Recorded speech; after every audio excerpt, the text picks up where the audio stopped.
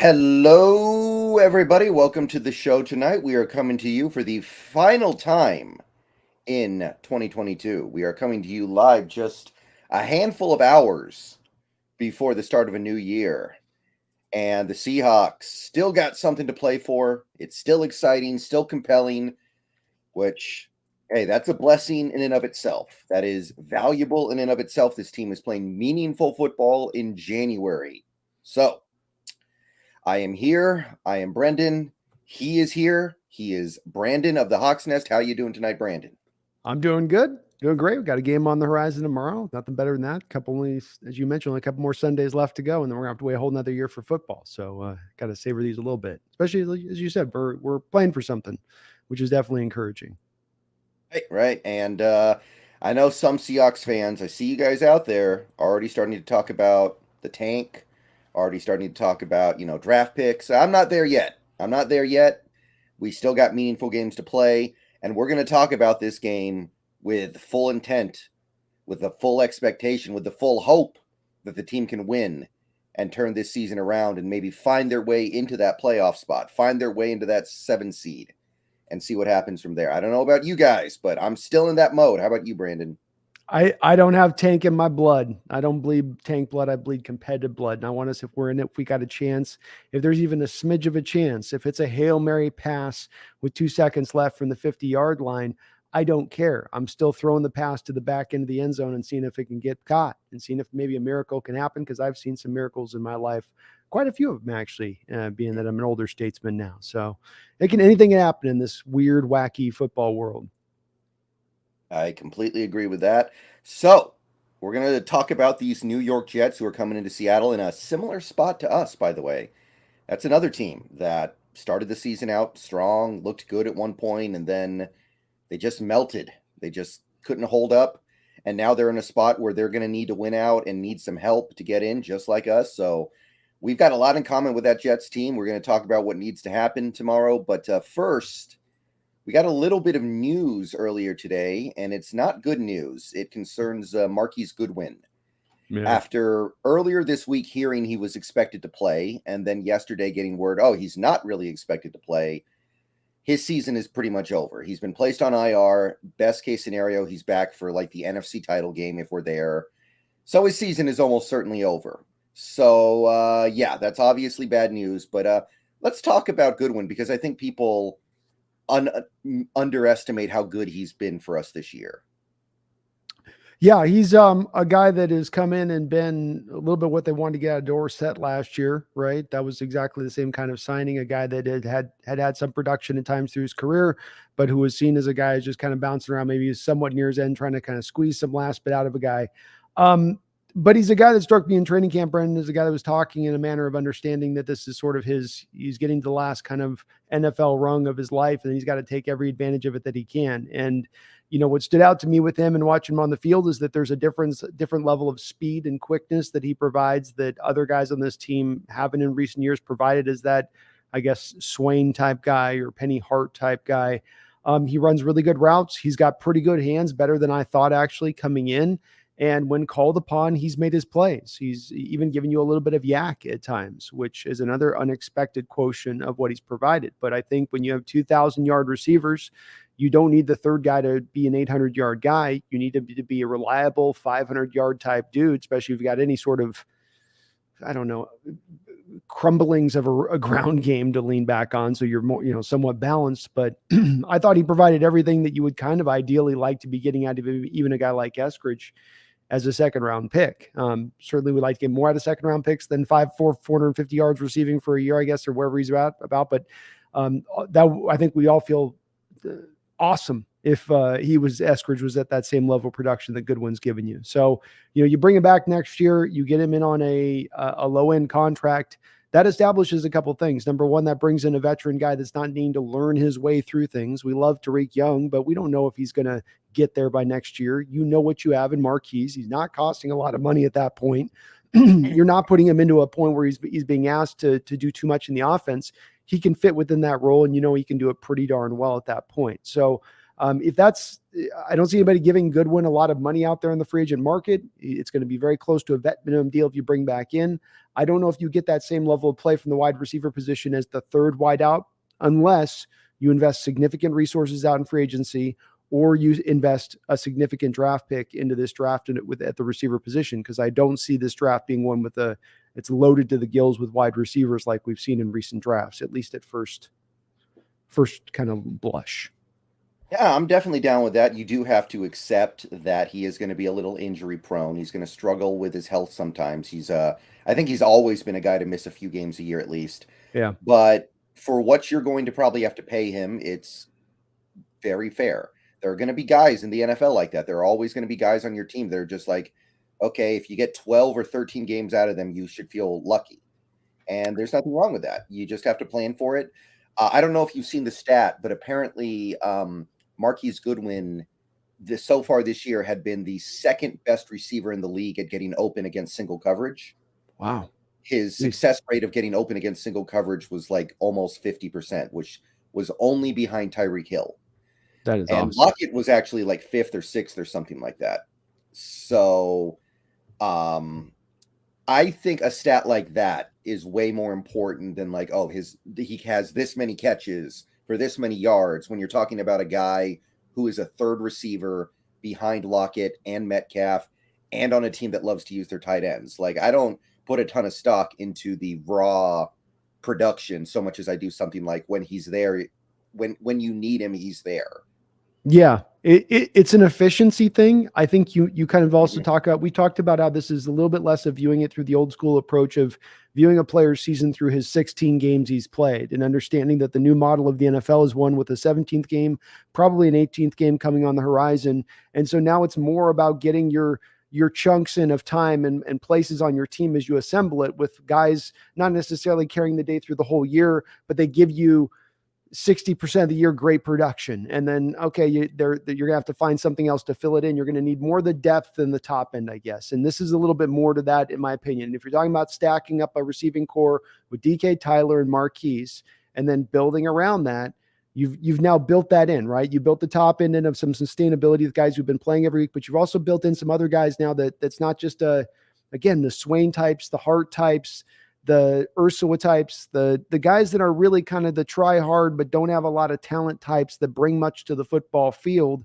As far as that stat that you just provided, there's no stat that we ever looked at with Swain and was like, oh, he's beating the hell out of single coverage. He was probably on the opposite end of that statistical scale, quite frankly, as with all these other guys that I talk about. So I think it's a great statistic, and it aligns with what we've seen from the eye test, which is when he's had the ball thrown his way, he's usually caught it if it's a catchable pass, and he can even go up and get it a little bit. It was we saw in the Charger game where he had a high point of ball over the top, I think, of J.C. Jackson, one of the best corners in the sport last year in that moment. So this is, again, you got to pair it to your point on the stats, eye test, statistics, advanced statistics. If you can bring those into bear, the more information you can build up here, the better to making a better assessment of a player or a team. And when you make that final assessment with Marquise, I'm perfectly happy by bringing him back in here on a low end deal, especially if we're looking to maybe potentially play a little bit of that compensatory game here in free agency.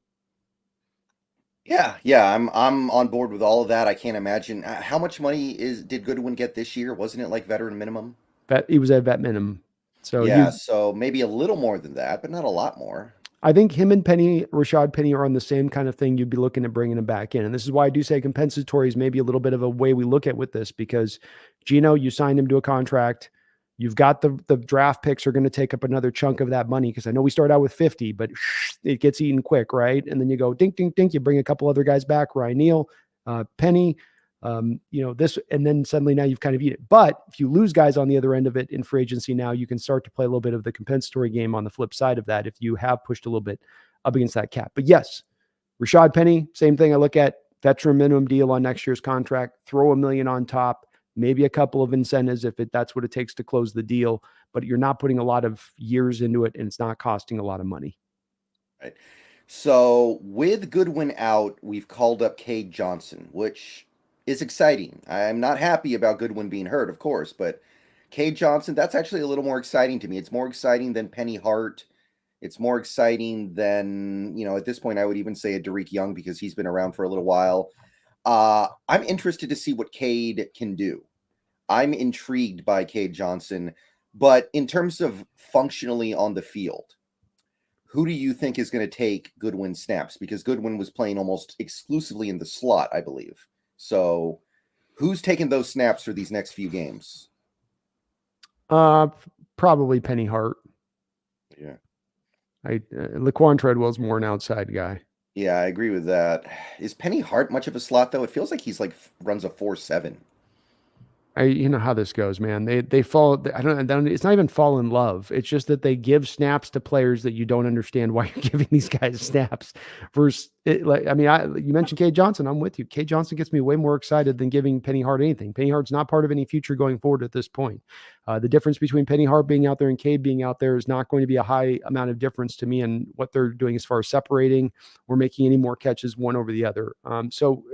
It confounds a little bit, quite frankly, Brendan, why it goes to this, but they've got those guys. There's just always it seems like a little collection of them that are just kind of their guys that they'll keep trotting out there, even if they're not necessarily doing a whole lot when they do. They just seem to, I guess they're just tearing up the practice fields. They're like a demon on the practice field. They're just waiting for it to click in. Right. So you got to say the downgrade from Goodwin to Hart, that's potentially something that could swing this game. I think that's significant. Yeah, I think it's softened by Lockett coming back a little bit. So that definitely hurts. But again, you've lost Disley, so your tight end core is a little bit, weakened here as well. So there's a little bit of kind of some shakiness all around on some of the stuff that's been a little bit your foundations here, to a degree. So it's not ideal. You like that. He's been one of the better. You could probably say one of the better, at least more efficient slot receivers in the league. You're going to now a guy who's been one of the least efficient guys. That is going to hurt. I would estimate that they're going to probably try to lean a little more into the running game this week, next couple of weeks, especially to try not put that on more exposure.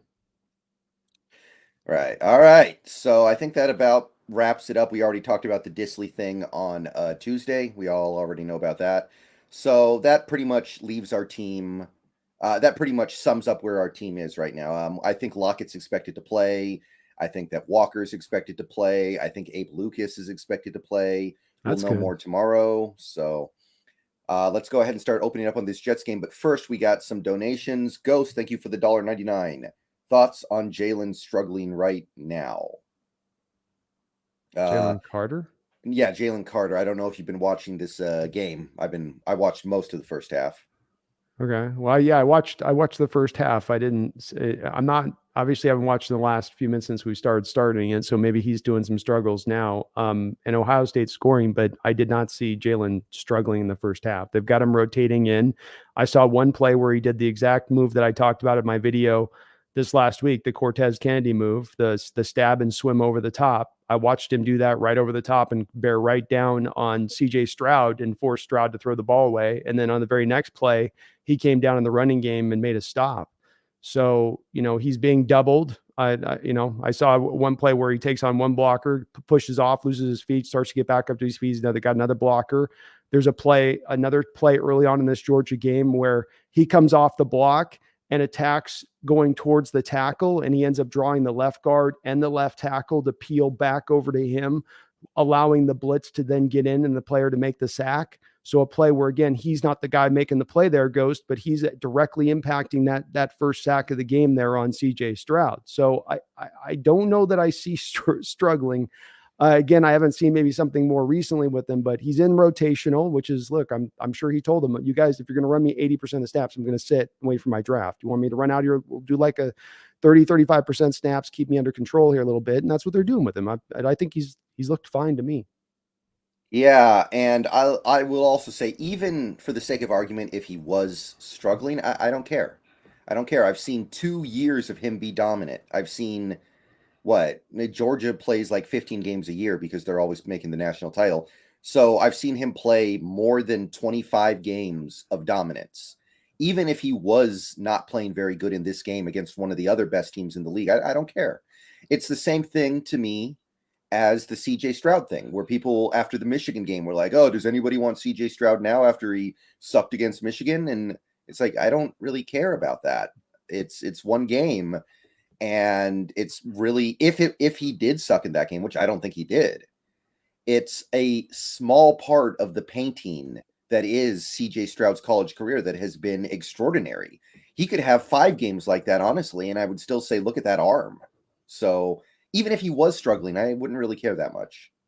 Yeah, agreed. You're looking for the flashes that you can lean into and train and create repetition on at the pro level. And if they show you those flashes to the degree both those two guys we're talking about have, you feel good at it. These guys have obviously shown you more beyond than flashes. Both of these players have been two of the more consistent players in all of football over the last 2 years. Georgia's defense lost 5 first rounders last year, but that defense hasn't missed a beat. And that's a big part because Jalen has remained the common denominator between those two defenses. And so, yeah, that the Georgia defense is struggling tonight. That part's for sure, but that has a lot to do with really what's going on in their secondary more than that has to do with what's going on with them up front. But yeah, I to me, it's just impressive the fact he's playing. Look at some of these guys too, Ghost, where you got a lot of these guys who just sit out their bowl games now. He could just as easily go, look, I'm going to be a top 5 pick, regardless of me playing this game or this game. I really can only go out and tear my ACL, hurt myself at this point.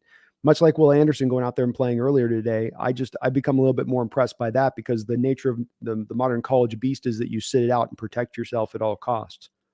Will Anderson barely played, though, apparently. I didn't watch the game, but I know someone who did, and he was barely playing. Yeah, So, and he was doing a lot of what I'm sure kind of Ghost is inferring a little bit with Jalen and the Will in that game too, where Will was not necessarily, the pedal was not down to the metal. You know what I mean? yeah. But again, it's understandable. Like I get where they're coming from on it because these guys are two guys right now that they don't have to go out and test. They don't need to go combine. They're going to do that stuff, but their positions are kind of earmarked. Outside of Will Anderson going out and running a 4.8 40, he's going to be a top 3 pick and Carter's going to be a top 5 pick minimum. And those guys, they're still going out at least playing. And that's the part to be commended, I think, because there's guys like, I remember Nick Bosa coming out. I'm going to shut it down. I'm done. I'm going to wait till I'm going to make a business decision. These guys are going out there and showing you that they have the love for the sport. They want to play. They want to help, especially in Jalen's case, get his team to a national title for 2 straight years. Right. I don't know. I just wouldn't put too much stock into it. But like you said, I don't think it's necessarily the case. I don't think he's struggling. To my knowledge, Ohio State has like 3 rushing yards in the first half, by the way, just putting that out there. Yeah, they've been throwing all over. Both teams just came into this game deciding they're going to throw the ball all over the football field. So, it's neither, which has been odd to me that neither is committed at all very much to even trying. I can understand Ohio State not going because they look at that Georgia front and they're like, no. But I mean, if I'm Georgia, like you should be able to get after Ohio State's front 4 as far as running. And it's been kind of surprising they haven't leaned a little more into it. All right, here we go. Empower code. Woo! Let's go. Thank you for the $50. That's a big one. Happy New Year to the 2 best Seahawks content creators out there. Thanks for all the great work this year. Our future is looking brighter than ever, and draft/free agency coverage will be super fun. Go Hawks. Yeah, it's gonna be fun. It's gonna be a great time. Empower Code, you're awesome, man, and you put a lot of support over my channel too, and I really do appreciate that. I'm diving into this draft right now, and it's going to be we're going to be, because we have so many picks, 10 picks in this draft. I know Brennan's going to be the same way. We're going to be going hard at it, and it's going to be fun to do. To all the considerations, and what about this combination with these guys? What about this cluster of players instead? If you did this, there's just a variety of different ways you can kind of go with this, creatively speaking. That makes it less predictable than other drafts in the best of ways. So, and free agency will be interesting too, especially if you don't sign Geno, then that means you probably are going to be a little more active in free agency, not necessarily for the quarterback position either. I think that it'll be very interesting. We're stoked, man. We're stoked. Yeah, I'm not sure if we're gonna, when the off season hits. Do you want? We can talk about this more as we get closer to when that comes. But when the off season hits, do you want to go back to doing 1 stream a week, or should we continue to do 2? I'm trying to figure it out. Are we going to have enough to do 2 streams a week? Yeah, I think we'll have ability to go 2 streams as we get close to even free agency or the draft. We might have to do a little 1 stream a week as we're in the downward break point, but we can get maybe creative with it. Maybe we can also do some streams built around some other kind of content from Seahawks related stuff, even if it's historical perspective stuff, or getting into kind of some of the deeper realms of, like I eventually would love to have a quarterback discussion where we go deep into, really the where the model of going, like the paying of the quarterback. You're looking at all these teams right now, Derek Carr with his situation, the Russell Wilson situation, the Deshaun Watson situation. I mean, just go down the list. Dak Prescott, where these guys that have been paid recently, is not working out great for teams, and kind of getting us. Well, I think we get into some pretty deep discussions on this stuff, but we'll probably go into some other different realms to do so at that point. It'll be less more coverage based and more probably into the intricacies Right. of the team. All right. All right. Well, thank you, Empower. Going to be a fun 2023. Thank you, Power. You're awesome, brother. Jonathan, thank you for the $2. Happy New Year. Is Stroud increasing his stock? I don't know if it can be increased from QB1, is the thing. I don't know. I tell you what, Brendan, there's enough people that talk about Bryce Young, and I hear them talking about him that are not just fans saying it. It's actually people that you would think would know. I mean, like Brock Eward's just all over. Geez, Bryce Young. I'm just like, he thinks he's QB1. I'm just like, woof. So which I would love, man. If Houston could please take Bryce Young, that would be so beautiful for us in this draft. If that's the way the draft begins, oh my God, I hope it happens. So Bryce Young having a baller day today was very good. Very good for our Hawks. CJ Stroud balling today is very good. Where he might increase his stock a little bit in this game, I do lean back into what Brendan said about this earlier, Jonathan, that players' tape is what it is at this point. You're not really going to do a lot going, more forward. There is the point, though, that where as a player you can, check mark box off those questions that might be about you and remove them. And in CJ Stroud's case, the real worry here with him is playing off script and what happens when he's under pressure. And this is a great game to be tested on him because he's not been under pressure a lot. He was sacked, I think, eight times on the year coming into this game. So in this first half that I got to see with him, there was a lot of him having to play off script, having to roll out. He had a couple of points where he threw in the back of the end zone, kind of rolling off a play, playing off script, throwing off platform. That's been the stuff that has not necessarily been in his bag this year. So that part is encouraging to see from Stroud. Is it going to increase his stock? To Brennan's point, I mean, I think he's still at the end of the day a top 3 pick here in the first round coming into this game with Georgia. I don't know if he elevates himself, especially with the day Bryce Young had. I don't know if he elevates himself further. I mean, whoever it's you kind of your pick your poison, whatever Houston's sort of going to favor. Are they a young guy or are they a Stroud guy? Yeah, my take would be I kind of expect Houston to take Young, number 1. And then I think whoever wants Stroud is going to trade up to number 2. We see this all the time, that a team will trade up into that top 2 to make sure they get him, like Philly did with Carson Wentz, the Rams did with Goff, etc. So I expected him to go number 2 overall before this game, and I still kind of do. So I can't say it went up. But if there was any opportunity for it to go up, I'd say it's going up right now. He's having an awesome game. I'm very impressed. Yeah, I agree. I would say that he's at least solidified himself in that spot, or maybe made Jonathan his offseason testing matter just a little bit less. Right. I saw him make 2 nice touchdown throws on the run already tonight. So that's got to help. That's the knock, right? That is the knock. And when you're playing behind that 5-star offensive line with the receivers on the outside, they get open very quickly. Slot guy like Jackson and Jigba is, you when you have those things to work with, the hyphen, when you have that to work with, you're not always under a lot of peril. You're not always under a lot of pressure. And so that doesn't work that way in the NFL. In fact, more often than not, you are under pressure. And so not having that as a question mark or having people worry about that part of your game as a top 2 pick, it may give people a little bit more against this ferocious Georgia defense. You're making these kind of throws. Maybe it kind of, as much as just a little bit of short sample size like that can kind of relax some of that just a bit. Big Patty Daddy, thank you for the $1.99. What's up, guys? Let's get this New Year dub. I like it. What's up, Big Patty? Good to see you, man. I like it too, man. Both me and Brendan have the same mindset on this, man. We don't tank. We don't look towards next. We're looking at the drafts and next year a little bit. I'm all in on this year. I'm still mightily hopeful that this team is going to find its way and its footing here, and just a couple wins and couple little small things happen in our favor. We're there, and then you never know what could happen. Right. If we lose this game and we're eliminated going into Week 18, then maybe the conversation changes a little bit at that point. But right now, I see the people already waving the white flag, and I'm like, guys, why? If we win out, odds are good that we get in. Actually, I believe.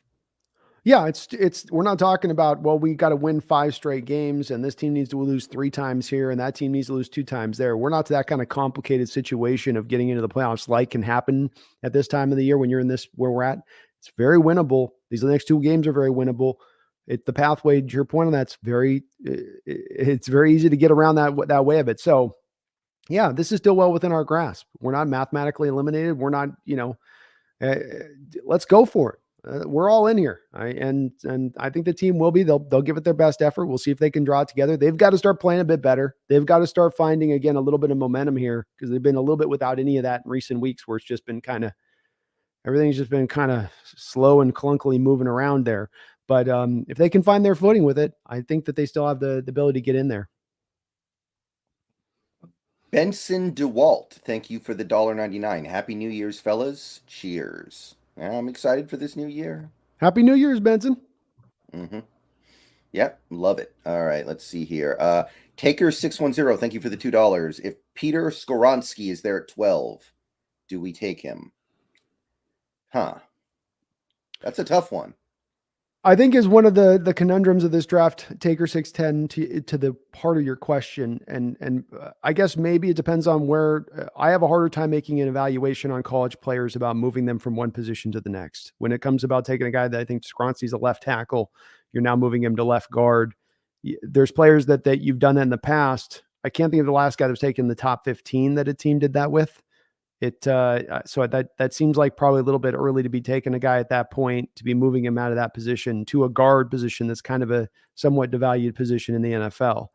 But I do think that your question does drive to a little bit of the heart of this, and maybe I'll ask you on this, Brendan, is that my worry right now is not really what they do with that first pick. My worry comes into that second first-round pick being if you play the system to the way you've been in prior years, last year, where you went to BPA, best player available, and you stayed in that mode. What if they get into that point at, let's say it's 12, 13, you're into the end of tier 1. There's 1 or 2 tier 1 players left in that tier 1 area, but then you feel that pull to reach for the tier 2 guy for more of a position of need. And when I look at right now, this upcoming draft with a Taker, that's the spot that I kind of worry about with this team, is not that early pick, but that second first round pick, because they have had a draw in the past at times. If they pick a little deeper into the first round, to go a little more for the reach rather than the true value of the pick that's there. Yeah, it would be hard to justify taking Skoronowski. The only reason why I hesitated is because I feel like that's great value, because I view Skoronowski as a top 8 pick. I would be surprised if he didn't go top 8. So if he's there at 12, I'm like, that's good value. But I think my answer is still no. I think I'd rather reach a little bit for a position of need. Just a little bit, maybe like Trenton Simpson. I wouldn't view that as a huge reach, but I think most people would view it as a little one. Yeah. I think to your point with Skoronowski being a top 8, recent history's taught us in this too with this Taker 610 is that these left tackles will tend to get picked a little higher in the draft, and they will be valued a little bit higher. And I believe there was one of the preeminent best left tackle in this draft ended up coming back to college, if I'm not mistaken. And that does leave Skoronski somewhere in the neighborhood of probably 1 or 2. Last year, we had 3 left tackles or 3 tackles taken, because Evan Neal ended up a right tackle. So 3 tackles taken in the first 9 picks. It would be hard for me not to see there be at least 2, if not 3 again taken in this year's draft, just because the value that is derived out there from those guys. Mm-hmm. Yeah, so I would say no, but it's not like a really harsh no. It's just like I got nothing against the player. It's just I don't see the value of that position. Yeah, and if they've got the faith that they can take Skoronski and turn him into Richardson left guard, then hell yeah. But I can't. I don't do well at doing those kind of assessments myself. But if they trusted that was how they felt about it, then let's go. Deleted. Thank you for the 99 cents. I don't know if he deleted his account in the last few minutes or what, but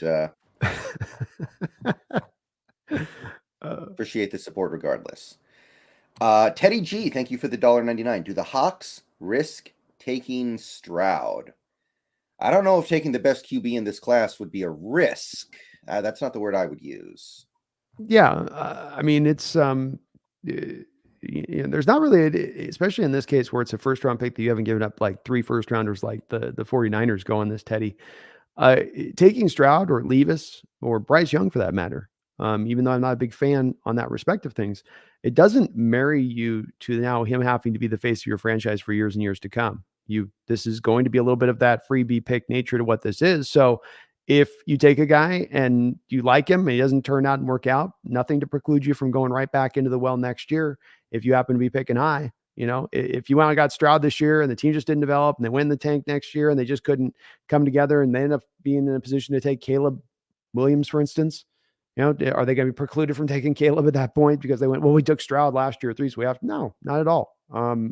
So I'll trust their assessments on this. If they love Stroud and they've really fallen in love with him in that way, then he's shown enough to be deserving of a top 5 pick.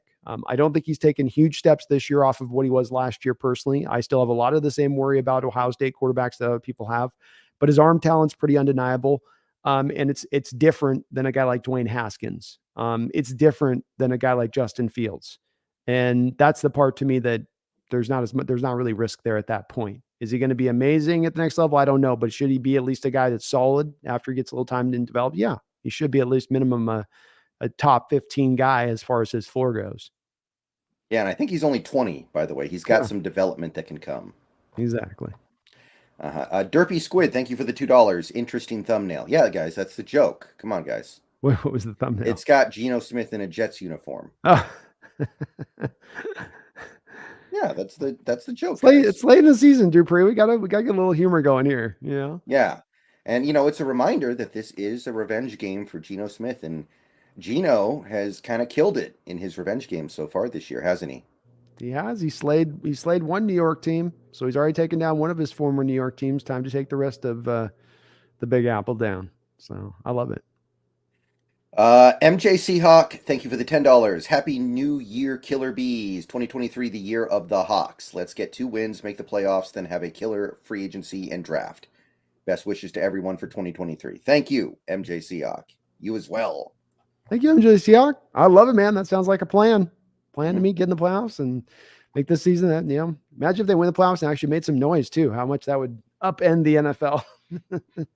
Yeah. I mean, as we've said a couple times already on this stream, I'm not in tank mode. I'm not there yet. We can have a conversation about it next week. If we lose to the Jets, then at least it's worth talking about. Right now, I feel like it's silly to even have the conversation. We're still here with this chance at the playoffs, a chance for Geno Smith to play in his first ever playoff game, a chance for these rookies to get playoff experience.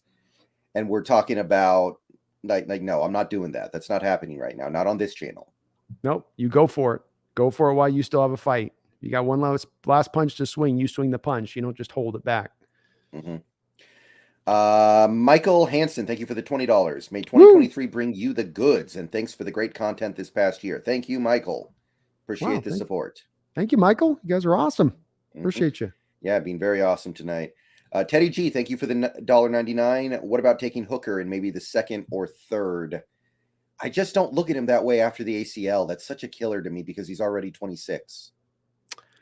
Yeah, I definitely would be out on the no on the second, Teddy. The third, I am a little bit more maybe potentially on board with the third because it might be around mid-third, round pick as far as where you're taking him there. So I would actually be probably open to maybe doing that because I think he was the one quarterback to me this year who really took steps forward in his game from what he was last year. And he was a pretty good prospect last year. He turned himself into a really great prospect this year.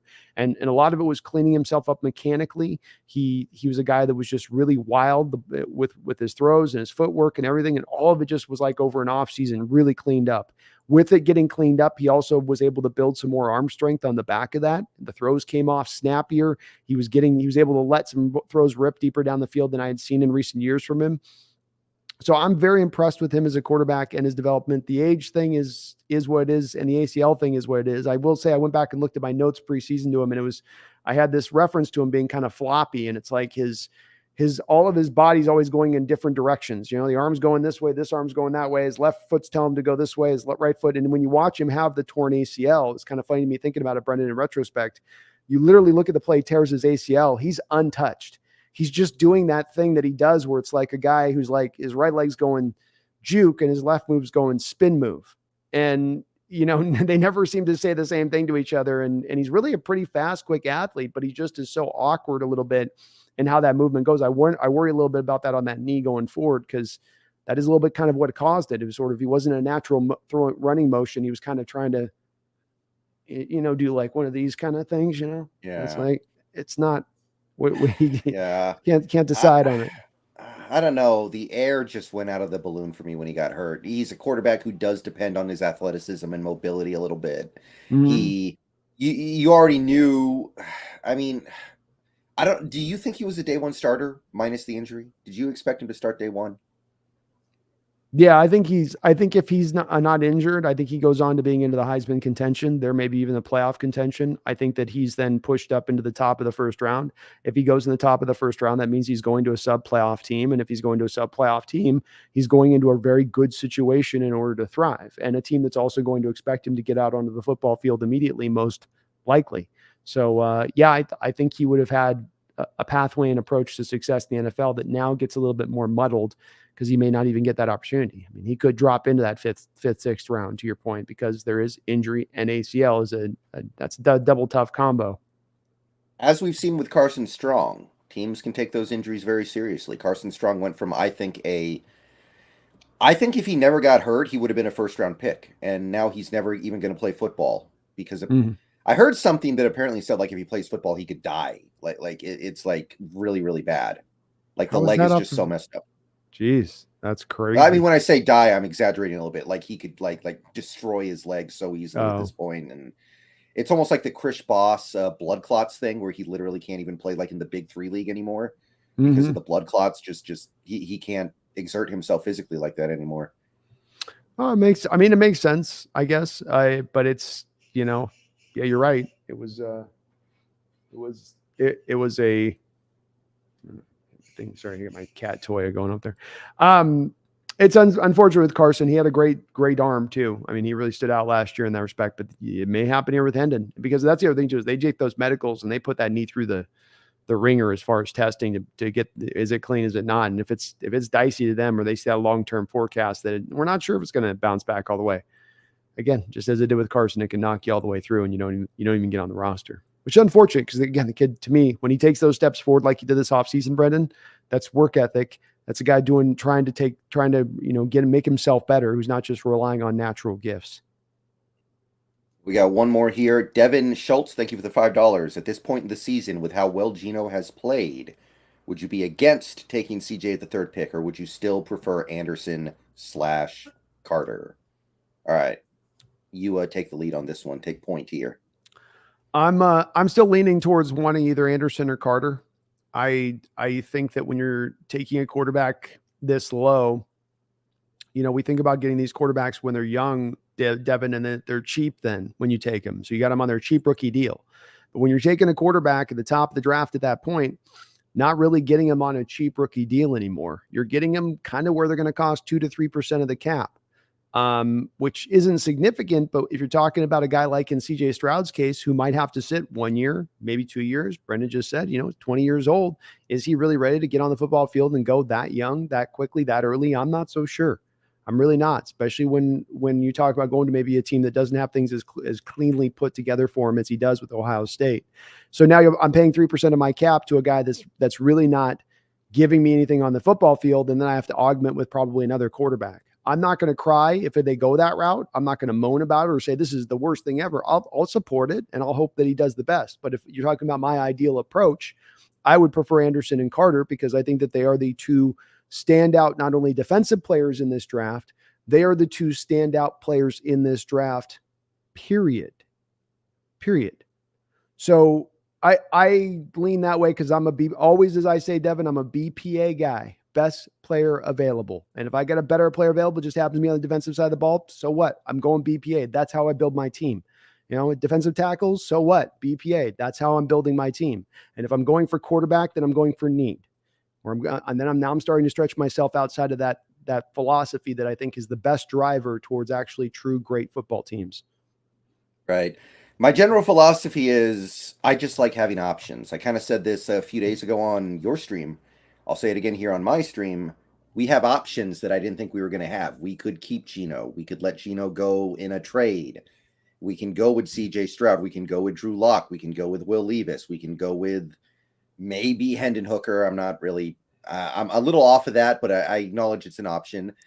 Cam Ward, another option, actually. He might be the more interesting mid-round QB for me at this point than Hooker. He entered the draft, huh? I think he did. Maybe he did. Maybe he didn't, but I would enter the draft if I were him. I'll say that.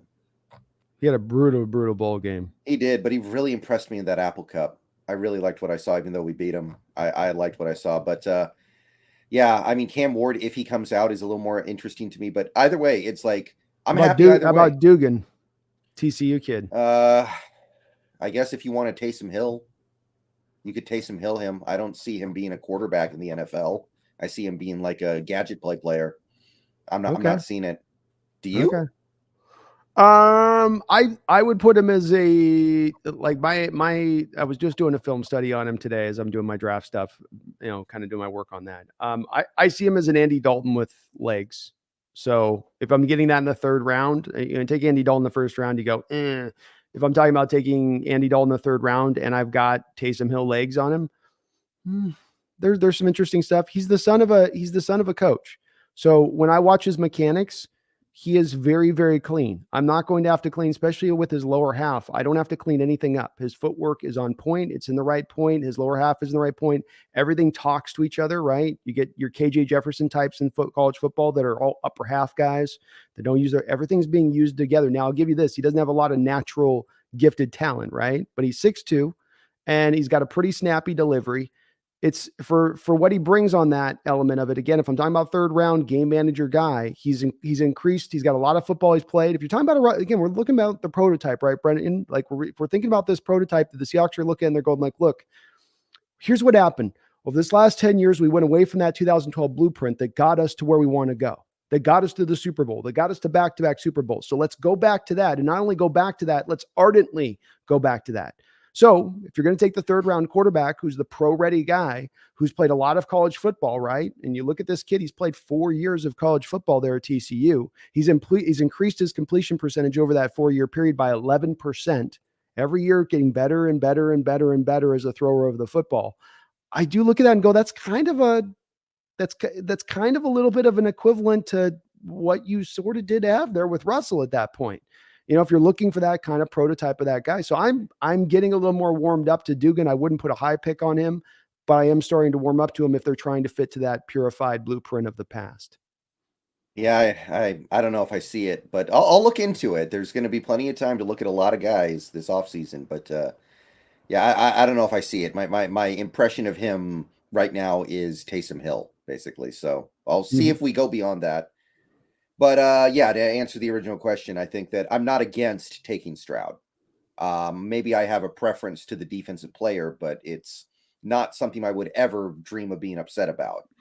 Getting CJ Stroud would be awesome, I think. Agreed. Yeah, I as you say, we have so many different ways we can go here, and they're all kind of golden. You have 5 doors, and usually when you're picking between the doors, one of the doors is going to have a toaster behind it instead of the new car. Instead, we have 5 doors with brand new cars behind each of them. So we get to we get to do the Price is Right reaction, So whoever it is, I will be probably doing that one way or another. Pablo Domingo, thank you for the $2. Who should Seahawks target in NFL free agents? Yeah, we're going to do a lot of shows talking about that. My cup is a little empty here, though, because the guys I was looking at throughout this season have been extended. I was looking at Elgton Jenkins and at one point Quentin Nelson. Now, Quentin Nelson has been off the board for a long time, but Elgton Jenkins just came off the board. I got to be honest, I'm not in love with anything after those 2 guys. Maybe Mitch Morse, if he's a free agent. I don't know if he got extended or not. That's the thing. These good free agents get extended because they're good. So a lot of the time they're not there for you. Yeah, and the cap's gone up, and it's weird that the cap sort of brought people down in a way, but now it's jumped back up because it was just a little bit $182 million, but by next year it'll be back up to 230, and only ever rising, which is going to help teams, I think, a little bit more in holding onto their own guys. Morris is still a free agent at this point. So, technically you've got him, but Pablo, a guy like, let's say, Roquan Smith, he's not going anywhere. The Ravens are going to franchise him. And this is why, Pablo, it's a little early for us to do this, because you still have the extensions that'll be coming, number one. Then you've got the franchise tags that'll be applied, or the threat of the franchise tags that'll be applied. And so maybe the trades that'll then be augmented off of those if they can't get a deal done, which then still does, at the bottom line, remove the player off the market for us. So we could be considering a lot of guys that then, for other reasons, just completely get pulled off the rug out from under us by the time we get to the free agent period. I think Daron Payne is another guy out there from Washington. That's my target number one. He's remained so. He's the best, probably one of the best run stuffing defensive tackles in the NFL right now. And he probably can give you about 5, 6, 7 sacks a year in addition to that. So not just a one-trick pony in that respect of things. I don't have a lot of other guys that jump out to me, though. That I looked at the guard class. It's not great. There'll be some guys. This is where it'll be benefited us, Pablo's, because down the road, there will be right guards that'll get cut because of salary stuff, and probably good ones that we can go out there and probably find as well. So that probably will bump up, but everything else is a little bit too thin at this point, and not enough. It's kind of a small class even as it stands right now, frankly. I've looked at it, and it's pretty lean as it is. There's not a lot of great names when you go down the board on any positions, really. Yeah, there not a lot that appeals to me, to be perfectly honest. I agree with that. And you know what? That's the way it kind of should be. Free agency is where you go when you fail in the draft. If you were a really, really successful draft team, you're barely ever going to have to sign free agents. So, Yeah. honestly, it's not the worst thing in the world. Now, you're going to inevitably have to sign somebody. That's the way this thing works. But the shorter you can keep your free agency wish list, the better. Yeah. And you're looking for value. We'd love, a lot of fans talk about getting into that, first wave of free agency. And that's the one that costs a lot and doesn't get you a lot of returns. Really where your hay's made is in the second and third wave of free agency by not having to hand out the huge contracts, but then still getting the tremendous value from them. Uchenna Nwosu last year would be an example of this for your Hawks. You pulled them in on a 2-year, $20 million deal, which is phenomenal value for the impact that he's given you on a weekly basis. And that's the kind of deal you're looking for. There's not a lot of those Uchenna Nwosu type guys, though, turning 25 years old with 55 plus pressures the previous year. As you go down the free agent market right now, it's a lot of old guys and people at the end of their run, so to speak. All right, here. Tony Borg Silva, thank you for the $5. How do you feel about Mazi Smith from Michigan? I'll say for my part, I haven't looked at him that much. How about you? He's a wall in the middle. I'll just this my early notes on him. So I got him first thing out the gate, wall in the middle. You're not going to move him. You're not going to want to run at him. I don't know how he played today, or if he played today for Michigan with all the points. He recovered a fumble. He definitely played. Okay, that's good. So we'll have to. I get a chance to watch all that tape, but he wins the leverage war every snap. So that's what stands out to me. He's always underneath the pads of the offensive lineman. He engages with power and really stands those blockers up once he wins the leverage war. So he's just really old school bully ball style, zero tech, nose tackle, who launches off that ball, gets low, gets under the pads, and then has the strength to really lift those guys up. He plays with fire and hustle. He runs down the middle. If you run down the middle, it's at your own peril. I mean, there just were no yards against Michigan going up the middle of their defense. Everything was really, if you're going to get after them, it was to the outside of the defense. So a guy that would fit to the Seahawks defense very nicely in that respect. He gives you very little as a pass rusher, though. So you are drafting Mazi Smith as really just a run stuffing defensive tackle at full stop. I have seen centers handle him one-on-one in pass pro, which was disconcerting for me. You want to see those nose tackles kind of dominate those guys when they get him one-on-one, and he just wasn't able to do that. He doesn't have a lot of moves past like kind of a hand swipe move. That's it. But the effort, the motor, the power, what you want from the traditional sense of a zero tech, being a guy that's not going to be moved even with the double team, who's going to be stronger than anybody going across from him. He does give you that. You would like a little bit more pass rush from the guy for some of where I'm seeing him being projected second or third round. I've put a 4th round grade on him because of that. If I have a zero tech with no real pass rush, even if you're great with that run stuffing ability, I mean, it's marvelous. I'm still going to have to lean back and kind of ding you a bit on going, yeah, but you're giving me nothing pass rush wise. Centers are shutting you down. I'm going to have to work around that at the pro level. Right. Okay. So that was a lot of talk about a lot of draft stuff, a lot of Happy New Year's wishes, a lot of really cool stuff. But I think it's time we turn our focus to this game against the New York Jets. They're coming in here.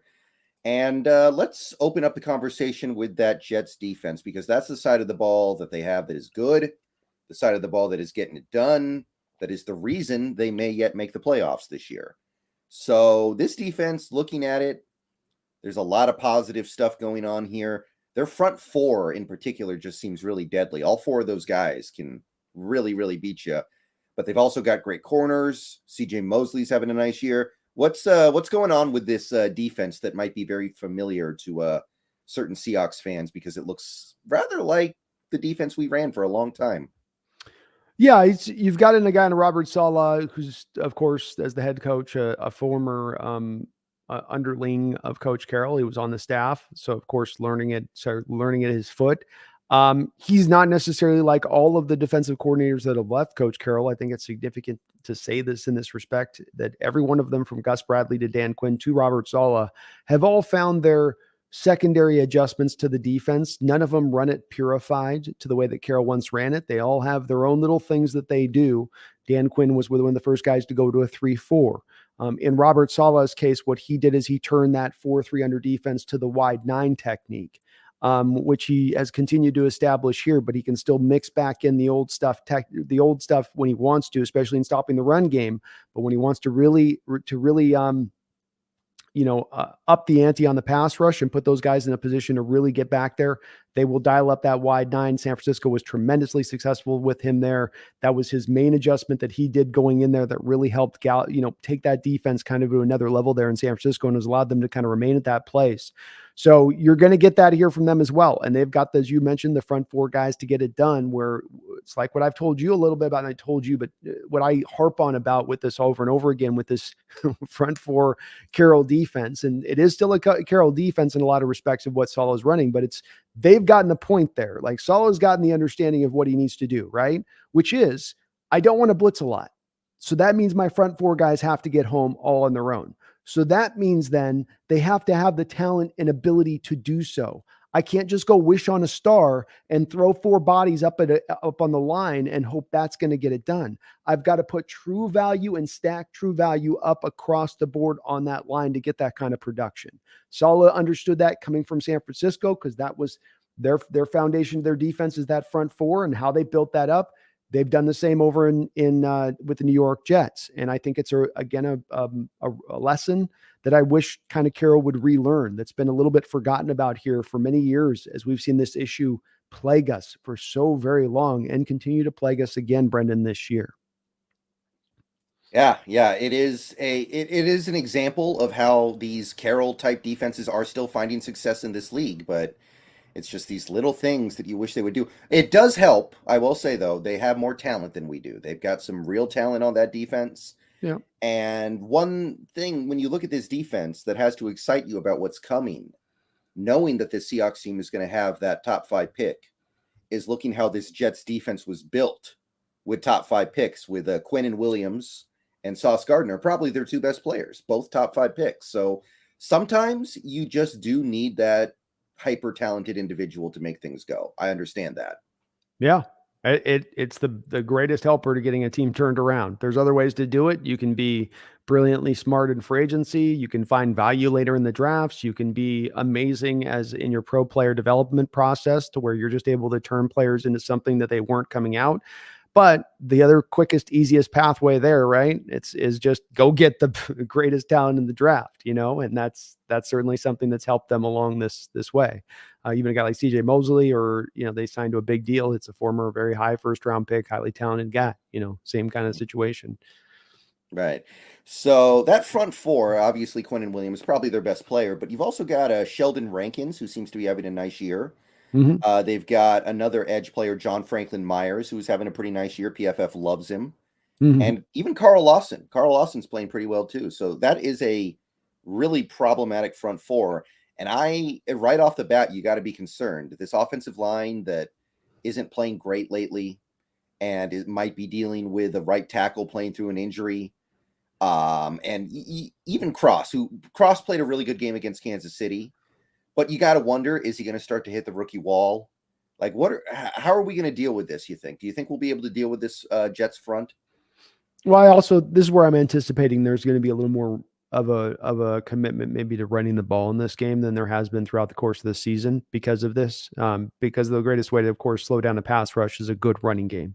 And if you're going to become a team trying to throw 60, 65, 70, 75% of the time against this front, you're probably not going to be very successful in that fashion of things. And so I lean back to the successes trying to get to a 50-50 state run pass in this particular game against this particular defense. It doesn't mean that they're necessarily vulnerable against the run, but I just I don't throw into the teeth of the defense is what I guess I'm really more saying. And especially with where the receiver core is, Lockett's coming in with a finger that just got surgically operated on, no Goodwin. DK Metcalf, I'm sure, is still dealing with a little bit of soreness in the patella tendon and all that stuff. So yeah, this just everything sets no Disley IR. I think, Brendan, it just does set the stage. I don't know if they're going to be able to be successful with it, but on the heels of Kenneth Walker pulling in a 100-yard performance, most of those yards coming in the second half, maybe the coaching staff goes, okay, maybe something's kind of clicked in here a little bit with the running game, and we can kind of, build on that performance and stay back and try to drive on that in these next two games in a way we've not been able to lean on this year. Yeah, that was my first thought looking at this game. You're going to have to run the ball, especially with no Goodwin.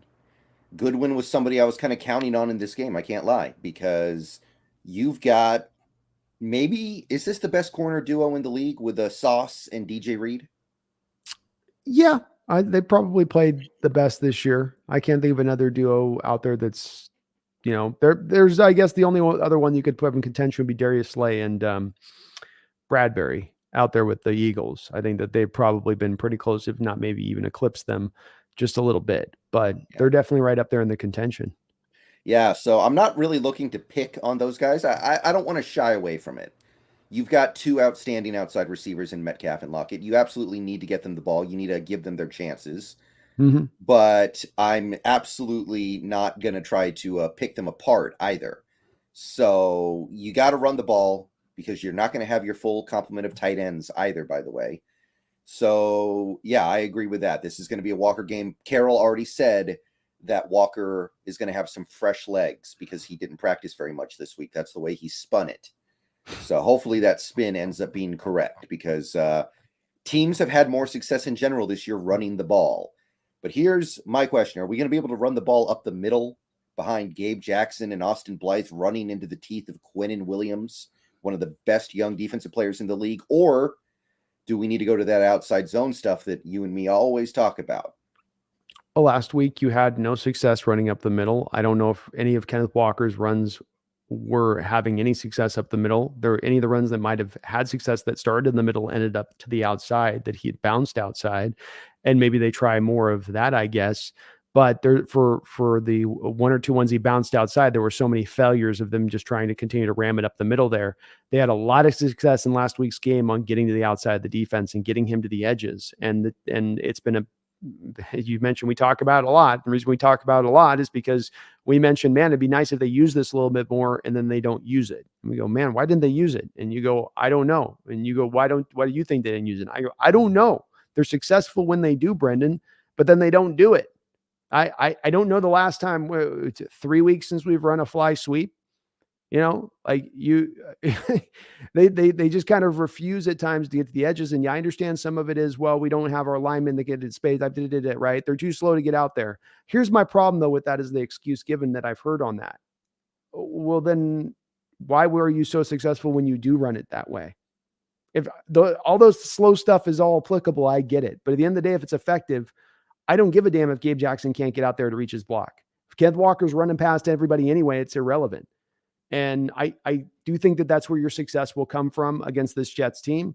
I think that's where your success came from with the Jets. I think that was a big part of that second half. They attacked more to the edges than that inside stuff like they were in the first half. But as we know, Carroll has a predilection towards loving those A-gap runs where the running back runs right up over the center. And do you answer your question the long-form way? No, we're not going to get anything done up the middle against this Jets defense with Quentin Williams up there and anybody else. So they've got depth. They've got talent. Mosley's a damn good middle linebacker. No, you're not going to make any hay going up the middle with where we know this offensive line is in the center of it right now. Yeah, I absolutely agree with that. That seems to me to be the key to this game here.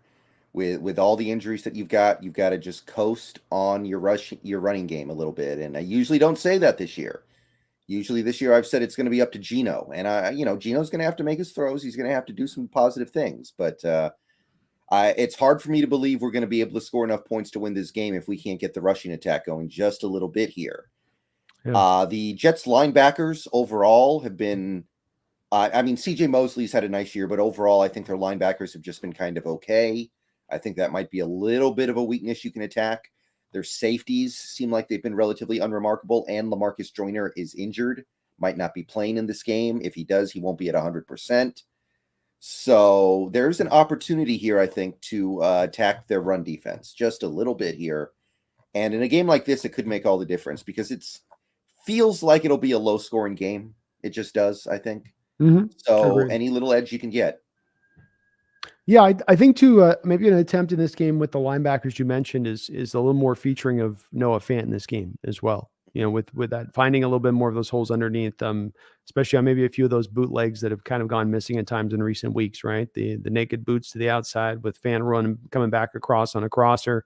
I'd like to see a little bit maybe more of that. Try to maybe feature him, get him 6-7 targets in this game, and see what he can do with that. Because it seems like when they have kind of leaned into him that way in football games, he's produced for them this year. They just haven't consistently always leaned into using him that much. Right. So I think that sums up this Jets defense pretty good. It's a pretty good unit. If there's anything that we can do in this game, I feel like it's going to be running the ball to the outside. Going to be hard to deal with those corners. They're already letting Sauce Gardner get away with like 20 holdings a game. They're already giving him that kind of respect. So, yeah, even if you do manage to win that fight, you might not really win it. So, I'm not looking to go at Sauce that much. I want to do it a little bit just because I understand that our receivers are one of the strengths of our team, but I also understand that that's not a well you can go back to too many times. Well, if they're going to let him grab and rip and tear, and every time I watch a highlight of Sauce, I'm sorry, I've watched a lot of the guys tape this year, and he gets away with as much grabbing as any rookie corner I've ever seen in the NFL history. I don't know why he instantaneous. You mentioned why before. He's got the cool nickname or whatever. He's a high pick, so then he gets this instant reputation for the benefit of the doubt. But you saw a few weeks ago when DK had Chidarius Ward, what was it for the 49ers, that was mauling him the whole game long, and it was going uncalled by the officials. You know, if the officials aren't going to call it, they're going to let the corner maul away at your receivers. Whether you're a hulky DK Metcalf or not, there ain't a whole hell of a lot you can do about it to get open at that point. Right. I remember back in the Harbaugh days, the Niners had a defensive lineman named Justin Smith. And I remember there was right before a big game between the Niners and Giants. The Giants coach made some offhand kind of comment about how, yeah, that Justin Smith guy is really good at getting away at holding offensive linemen. Mm-hmm. And Harbaugh got really bent out of shape about that comment in his press conference. I remember that. It was funny. Yeah. Actually, he really did not appreciate that. I can't remember exactly what was said, but I remember that he didn't care for it. But yeah, I mean, it's just one of those things where some people are good at getting away from it, and it seems like he's already become that guy. Yeah. It's funny too, is because Coughlin was right about Jared Smith. Like he definitely was. He'd get two hands on two different linemen. He'd do this move, you know, where he's got his hand. And he's strong enough. He can hold you there with his. I remember if you that guy's like just country strong, right? A Budweiser tattoo on his arm, but he was like literally like he wrestled oxes in the off season kind of guy, you know. And so he'd get two hands up on the tackle and then the guard, and then he'd be holding them like this through the course of the play, and then let the linebackers run free and whatnot. And when you have Patrick, he's trying to protect Patrick Willis and Navarro Bowman. So, you know, you can't blame him. I'd be doing the same if I was defensive lineman. Let those boys go out and hunt. Mm-hmm. Tariq Island, thank you for the $1.99. Best Seahawks YouTubers. Thanks for the analysis. So thank you, Tariq Island. Wow, thank you, man. Appreciate that, Tyrique Island. You're Yeah, awesome, bro. that's a good YouTube channel name. You're going to get to sell that at some point. That is. Yeah. Yeah, it's Appreciate like I think there was this guy I read about like 10 years ago who realized that the Washington Redskins football name was eventually going to get, he realized that's name is not long for this world. So he bought a bunch of different domains of what he thought were the most likely future team names. so that way he could sell it to the Washington, whatever team they changed to in the future. I don't know if Commanders was one of those teams, though. I've never been able to find the follow-up to it. But he was paying like thousands of dollars every year in fees on all these domains he bought. So if it wasn't, that's a pretty tremendous loss for him.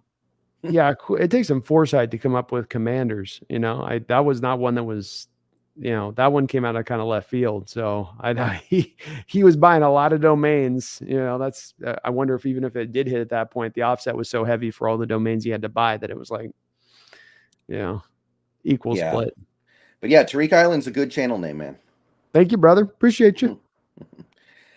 All right, so now let's open the door on the side of the Jets that has kind of led to this period of leanness with that team. The part of the team that has really kind of led to their downfall, all starting with that ridiculous game against the Patriots where they scored 3 points and averaged 2 inches a play in the second half. We're talking about the offense. And the good news for them, or bad news for us, is that they at least have a real quarterback this week. So let's start with him. Yes. Mike White. What do you think of Mike White as a football player from what you've seen? I think Wilson is so bad as a quarterback that when Mike White comes in there, he just puts starry eyes into Jets fans. I don't think that he's doing anything outside of I don't even think he's a Case Keenum. I think that he's just barely functional enough that it they're in the situation of like the Indianapolis Colts over the last few years where they have a really good team built up, but the quarterback play is holding them back, and they don't have a big requirement of a need of the quarterback to really carry the team through. But that bar is still not being hit, right? Wilson's still falling far below it. But it's telling when you go into me and look at the stats with these two guys, Brendan, and you go between them because the narrative out there is that Mike White's played so much better than Wilson and that he's been so much more impressive than Wilson. And indeed, I guess per game, he's throwing for 300 yards a game. That part's impressive to a degree, but 62% completion percentage to 55% basically by Wilson. Wilson's got a 7-yard per average per attempt. Mike White's got 7.4. Wilson's a 6 touchdowns, 7 interceptions. Mike White's 3 touchdowns, 2 interceptions, 72 rating compared to 85 rating. I don't think that, again, I don't think he's doing that much more increased. He's got a lot to work with, right? The offensive line blocks relatively well. They got receivers aplenty to throw to on the outside.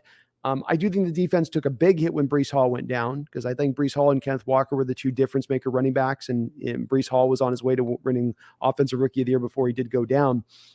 I don't think they have the same kind of nature. I think when a guy like Michael Carter or whatever fills in, they've got a couple other guys that jump in there who don't quite fit the same type on that as far as what he is as a back. That's definitely a downward walk for them. But look, Mike White has put up a lot of yards throwing when he's been in there, I guess. I just don't think that he's the answer for them into the future. They're not going to hitch to him long term. We're still getting backup quarterback play here. But again, Brendan, we can't draw much confidence from that because we've seen backup quarterbacks decimate this defense in recent years. We saw a third stringer tear it apart a couple weeks ago. So, he's functional. Wilson, I guess, isn't functional as a quarterback. That would have been a much better prescribed game for us here.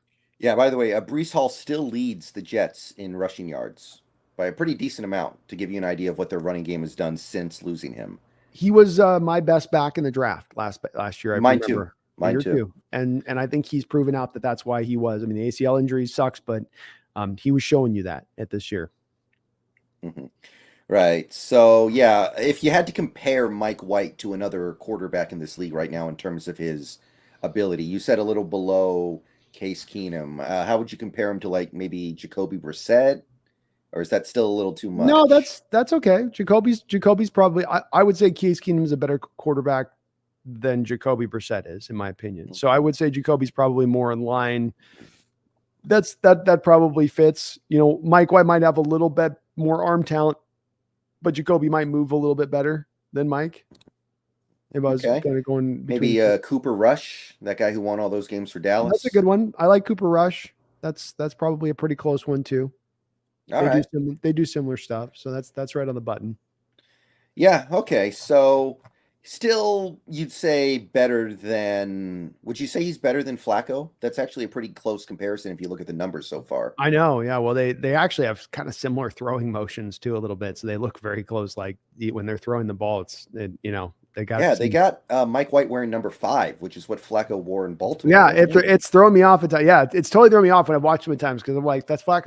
Like, the delivery's not quite the little because Flacco had that kind of, it was sort of a snappy little kind of delivery that he would do where it was kind of he would flick the body a little bit, but still very close to each other. And I don't know if both those guys are even, they're probably playing Mike White because they probably have club control over Mike White moving into next year. And let's face it, they're going to need some answers at quarterback, even whether it's him or somebody else. So whereas Flacco's probably gone after this year, once they move on from probably Wilson, which I'm guessing they probably will do after the season. So, they're probably pretty equivalent talents. But you probably in Flacco, you don't have any mobility. Mike White maybe gives you just a smidge of that because Flacco's a complete statue. Like he's not moving for anything at all. Yeah, especially now, 37 years old. 100%. Right. Mark Sanchez, thank you for the $50. Happy New Year's, guys. Woo! You guys think that this D can finally bounce back this week?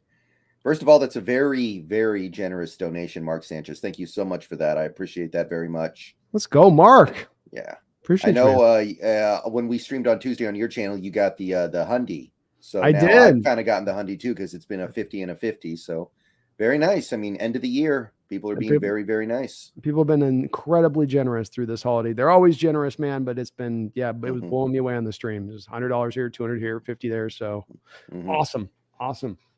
Yeah. What a tough question. You got to take this one first. I got to assemble my. But yeah, I decided to pull this question up now because that's kind of what we're talking about when we're talking about this Jets offense. And the thing that I really noticed looking at this Jets offense is it seems like their offensive line is a weakness. That seems to be kind of the missing link here. Well, and quarterback, but the only guy on that offensive line who, according to PFF, has been even like above average is Connor McGovern on the center position. They've got left side that is passable with Dwayne Brown and Laken Tomlinson. Dwayne Brown has, fallen off from where he was even last year when he was still a pretty good player. This year, it seems like he's been basically replacement level, maybe a little bit better. Laken Tomlinson, I think, has been a big disappointment so far this year. He's just been passable at left guard. Well, I think what's happened there too is that their offensive line was supposed to be something else considerably different at the start of the year. So Micah Becton was supposed to be your left tackle.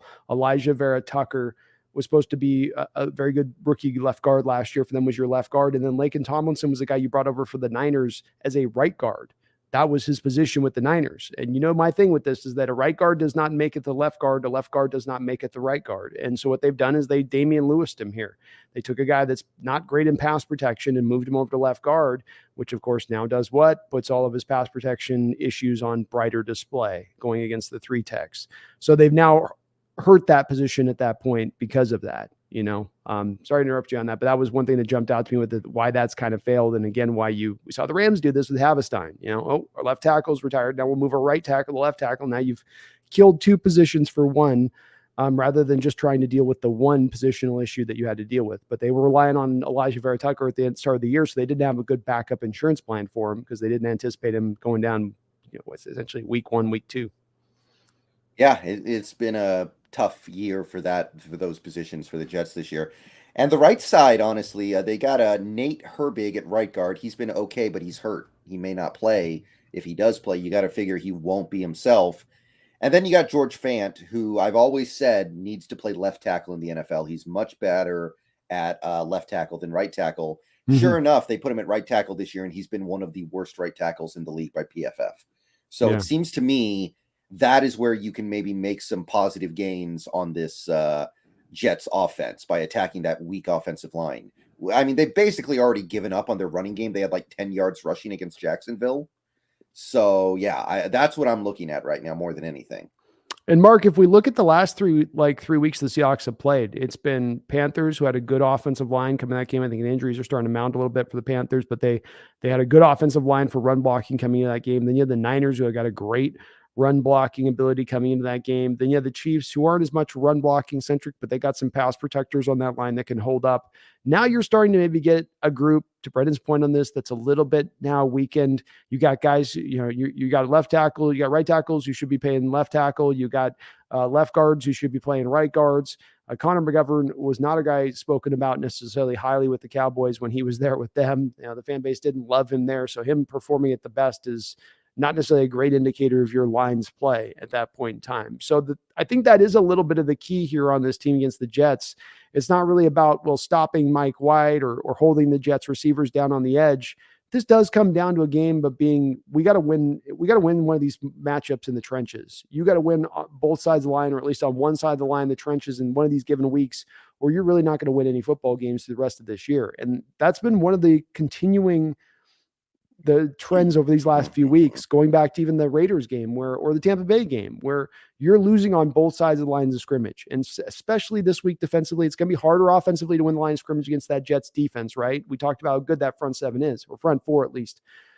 That maybe a little bit less understandable. This D doesn't take advantage of some of the vulnerabilities that do lie on this Jets offensive line, especially a guy Mike White, who's not going to throw the ball over the football field on you. Yeah, he's throwing for 300 yards, but he's not got that kind of arm where he himself is going to just put the team on his back and kill you. Yeah, I agree with that. So to answer this question, that's why I feel like this D can finally bounce back this week, to finally get around to addressing this. I think that's where your advantage comes in. This offensive line is not very good, and they have a quarterback that is not really going to do much to make them look better. He's not terrible, but he's not the kind of quarterback who's just going to make any offensive line look good. So I think that's where the advantage needs to be pushed.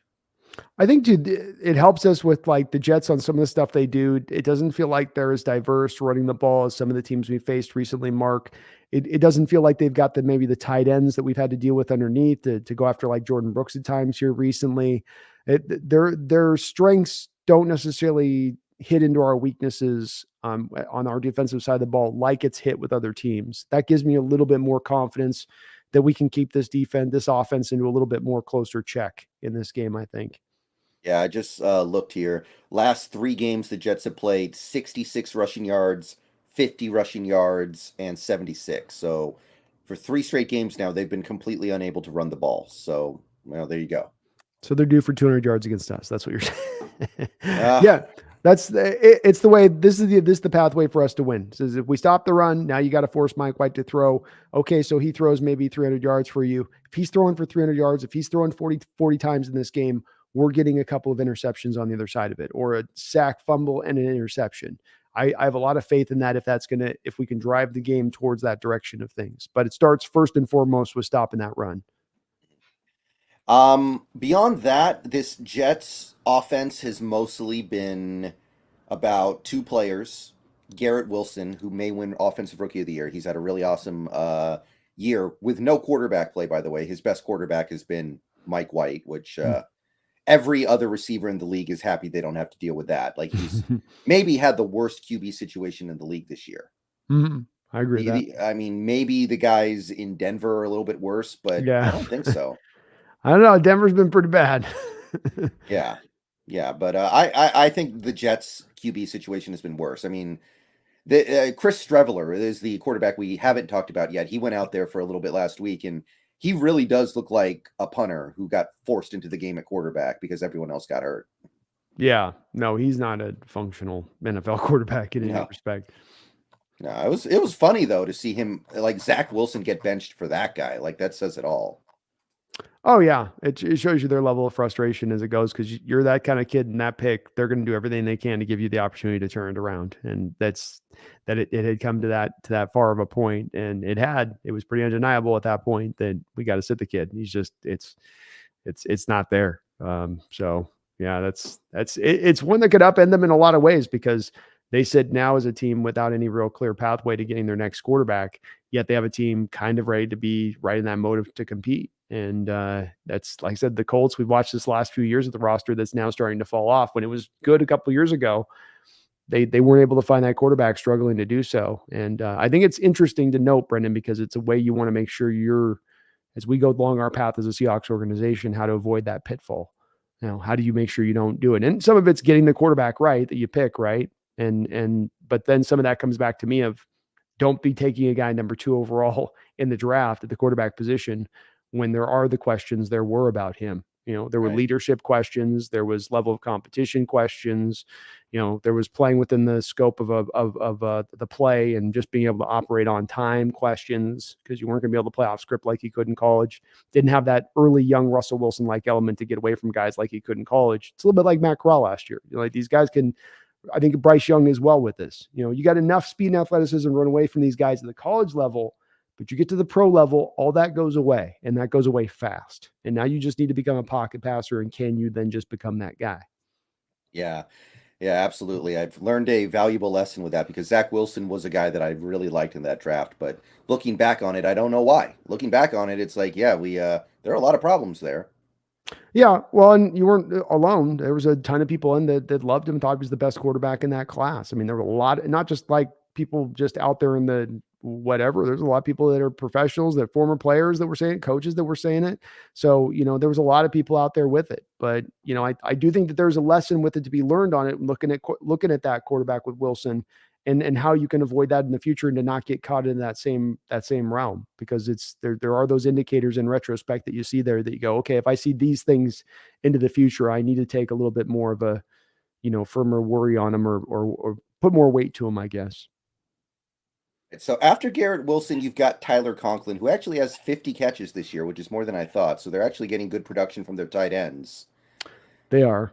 I think Yeah. some of that is the lack of the running game working, and there's just a little bit of a higher volume on now having to throw because you can't. I mean, they've technically have 368 attempts running the ball in this year, but I would argue that that's probably still something that's been driven where they would have liked to have gotten even more attempts than where they're at from the 316. They're less than 50-50, that's for sure, as far as the pass run rate goes. But yeah, I don't know. I'm guessing a lot of check downs. And again, you don't have the guys that have always the arms right now. With no Wilson in there and White, you don't have the guys that can always push the ball up the field. So that's going to lead to more of the check down saves. But that's concerning, though. You're right with that tight end now, the way that we've given up some production to tight ends at times recently, that could be worrisome. But I'll tell you, other than that, there isn't a whole lot else going on in terms of playmakers on this Jets offense. They've got Corey Davis, who has been, a pretty big bust, I would say, in the NFL. I think he was like the greatest college receiver of all time. I remember he had these insane statistical years, and it just hasn't panned out in the NFL at all. He's got less than 300 yards on the year. CJ Uzoma has produced relatively little, although he is a backup at this point, so it's kind of understandable. Elijah Moore's been okay, but he was the guy who wanted out earlier this year. Well, he wasn't getting targets. And obviously it was Garrett Wilson and Corey Davis taking over snaps on him at that point. And then he's just not getting targeted when he is out there. So it's been a little bit of I think it's been a little bit better as the year's gone along here, but there's just, for whatever reason, the Jets offense, you draft that guy, you figure you got a role or a way to feature him a little bit. It was an odd draft pick at the time because it was also on the heels of them. Well, it wasn't an odd draft pick at the time. I guess it would be the Wilson pick. I guess looks like in retrospect a selection that you make because you don't have as much faith in the development of Moore, right? As Moore goes the previous year. I mean, unless you just looked at it as we're going to run a lot of 3 wide receiver sets and we're counting on using our slot a ton of the time. And it doesn't seem like that's the way they've managed that, right? Because it's not like they've been in ahead of all these games, right? They've been in position to throw, in a position to lean into the 3 wide receiver sets. But it is odd because you had the I remember I actually liked him as a Seahawks target a couple of off seasons ago, being Corey Davis. And I thought he was a guy that was, a little underutilized in his first stop in a very run heavy offense with Tennessee. And he actually did good his first year there with the Jets. But it also, again, did make a lot of sense with the Moore thing, where you take Moore, you just had Corey Davis. Now you're going to draft Wilson. Wait, what's the plan here? What's really the approach? You want to be a run-based offense. You want to be one of these, 50-50 type run. So that's where a little bit of the philosophy of the team doesn't always align to what you can see where their path and plan is going with on that one. Yeah. So I had one of my viewers comment a handful of days ago that when he was watching the Jets' most recent game, which was who did they play last week? It was the Jaguars, the Thursday night game. Garrett Wilson was almost always lining up on the left side. So are we sending Garrett Wilson to Tarique Island, Mm-hmm. or is he going to know better than to try to go after that? No, they'll probably run him. You know, you got your what's X and Z receivers, what they call them on the pro level in the playbook. So you know he's going to be I think it's X over there. I might be wrong, maybe Z, but yeah, no, he's going to be back over there again. He'll be if they've got him mainly lined left side, he'll be back across from Tariq. And it'll be a good matchup for Tariq. He's got a real pure route runner out there. A guy that's an excellent contested catch guy as well. So just because you're long and all that doesn't mean that he's not going to be able to go out and take the ball away from you. So this will be a tough matchup out there for Woolen to hold up with. He's not just getting a burner that he has to just run with. He's getting a consummate kind of route runner.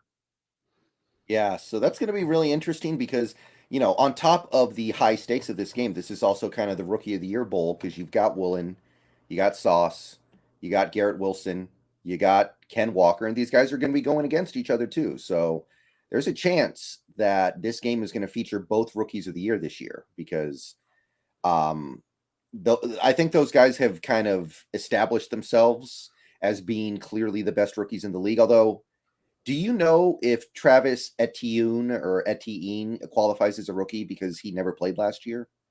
I don't think he qualifies as a rookie. No. Okay. Because I was looking at a list of running backs that lead, rookie running backs that lead the league in yards. And they had Travis Etienne at number 1. And I was like, oh, I forgot he didn't play last year. I believe that it's not compulated that way. I think that it's like you get a league of service time, like that counts to the pension stuff, all that. It's counted as a year. Okay. That's that's probably the right way to do things. I know in the NBA it doesn't. In the NBA, you are not a rookie until you actually play a game. Yeah, I mean, it makes, I guess, kind of sense with it. I would say that I'd be more about wanting to keep it purified, though, because whether you're on the field or not for that first year, you are in a professional facility. You are training for a full year. You're having a benefit that normal rookies don't get then if you don't count that season. And I think that then sort of skews it for what it is at that point. So, do you think Tariq Woolen can hold up against the mighty Garrett Wilson? How do you feel that one's going to play out? Just your prediction.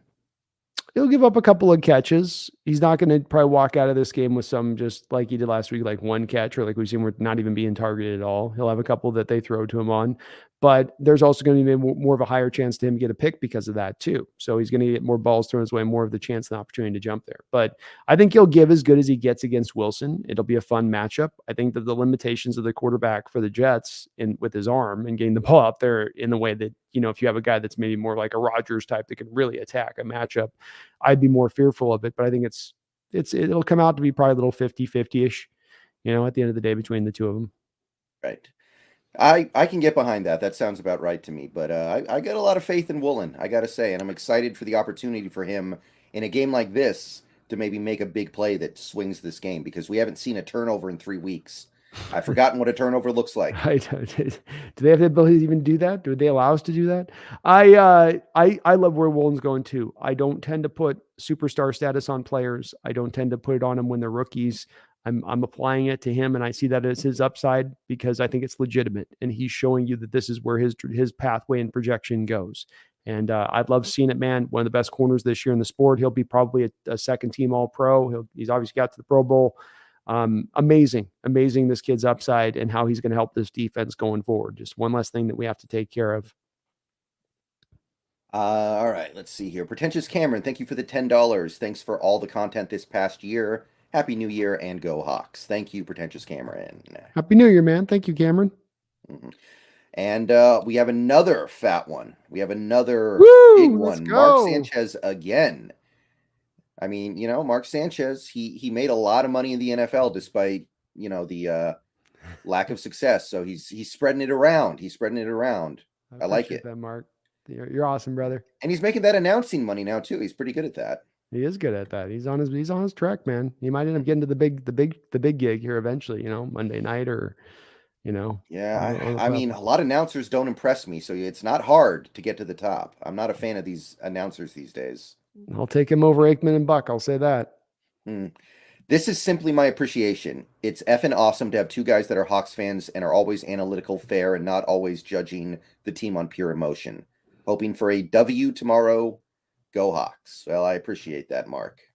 Thank you, Mark. That's as great a compliment as you can put in the direction of, at least from my standpoint of this, and that just trying to always keep things as even keeled and as we all have our biases we bring into every discussion to some degree, even when you're fighting against them. But to try to just as much as you can toe the line of just trying to look at this and just bring it from like an outside eye would be bringing it in, not as you say, remove the emotion as much as you can. We love our team. We're passionate about our team, but you just try to look at this as kind of cold and calculated as possible at times so that we're seeing it right and seeing it true. And that's what we're trying to do, is just try to see this correctly, not be right, but see it right. So I appreciate that, man. It's very kind of you, and your support of the channel is amazing, brother. And both of our channels have been amazing. Mine too on that. So you've been dropping your 50s on my side as well. So salute you, Mark. Salute you, Mark Sanchez, future Hall of Famer, the NFL. Might be his announcer, but you know. Yeah, I mean, if they have do they have a just college football Hall of Fame, or is the Hall of Fame for pro and college? No, they got the college football Hall of Fame too. He's got a chance, I guess. He was a number 5 overall pick. Had his moments. He did, but he only had the 1 year, so he was only in. He only had the one amazing year because USC was just. That was that time where Carroll, like every year, had a new quarterback he could shoot into the draft. Because they just stacked them up. So, yeah. I remember being really disappointed in John David Booty. I thought he was going to be good, and never happened. That was one of the misses on that one. That was right after Leinart. One thing about those USC quarterbacks, though, is if you were the starter, it's like being a starter at the Alabama program now. It's like you've had to go through a war just to get yourself up on the depth chart, and if you aren't getting up on that depth chart, maybe the cream of the crop had risen to the top a little bit with that. And like, I remember like Matt Cassell was another guy that came out of that program that, he came, I think he had 11-5 year there for the Patriots when Brady went down. But aside from that, he wasn't anything, amazing. He played tight end at USC. I remember he actually never played quarterback for them. His only snap came as like a tight end. I remember. Oh, that's crazy. I don't think he ever played quarterback for them. If he did, it was like very, very little. It was like, I think he was on there. He was in the, they were fighting it out. He was on like the depth chart with it. I remember reading about it. Like he was definitely there as far as like in the battle, but just wasn't good enough to win out over guys like Mark and whatnot that had the better talent. Right. All right. Daniel Bailey, thank you for the $2. Happy New Year's, B&B. Respect the grind. Go Hawks. Thank you, Daniel Bailey. I appreciate that. Thanks, Daniel. It's good to see you in the chat, brother. Tony Borg Silva, thank you for the $5. If Tariq shuts down Olave, would he be the clear defensive rookie of the year? I think he means Garrett Wilson. He got his rookie receivers mixed up. Oh, okay. Well, 2 Ohio State guys. Easy enough to do. I mean, it's possible that this hype around Sauce Gardner is just undefeatable at this point. That's possible. Yeah, it seems like, Tony, this was almost decided about prior to the year or after like game 1 or whatever with Sauce, and that people sort of stopped kind of paying attention no matter what was being shown with Tariq on a weekly basis. So I think like the narrative here is, it's almost like Tariq Woolen doesn't just have to be good enough to be defensive rookie of the year. He has to be good enough to be defensive rookie of the year and then add 25% to overcome the Sauce hype. And I think he'll be just playing just good enough to be defensive rookie of the year. I don't think he's going to inject an extra 25% to overtake the New York kid. So that'll win out at the end of the day, but it shouldn't. He should win it, Tony. He should be the guy. He's shown you enough. He's tied for league in interceptions as a rookie. He doesn't get thrown at. He's got all of the metrics beyond the eye test of just not getting thrown at and being ignored now by quarterbacks to baiting Hall of Famers like he did last week with Patrick Mahomes. I don't know how it isn't just kind of undeniable at this point, but it isn't. There is a clear, national argument being had on this one. Yeah, and at the end of the day, it doesn't really matter that much. What matters is he's going to be here for the foreseeable future and going to be a big part of this team's success. No, it's hard. It's hard to find good players. It's even harder to find great players. It's damn near impossible to find superstars. To find superstars on their rookie deal that are playing at a superstar level at year 1, you're kind of talking about a unicorn here. I agree. I mean, I wasn't really paying that close attention to draft stuff back when we took Sherman. So when we took Sherman, I didn't really know anything about it. I didn't think anything of it. Like, this is special because I was hyped on this guy before the draft, throughout the draft process, looking this guy up. I was like, man, this guy's really interesting. This guy would be a great fit. This guy would be a great fit with Carroll. And then for us to actually take him and for him to turn into what he's already turned into, it's special. It's not just the player that he is, but also the experience of getting him and then watching him turn into what he's become. It's really something else. You're right, because it's not just a shock on it. It's the thing where you like, wait, we're going to give Coach Carroll the best mold of raw clay that he's ever gotten. I mean, he's taken these raw bits of clay where it's just a little ball of clay and made it into so much.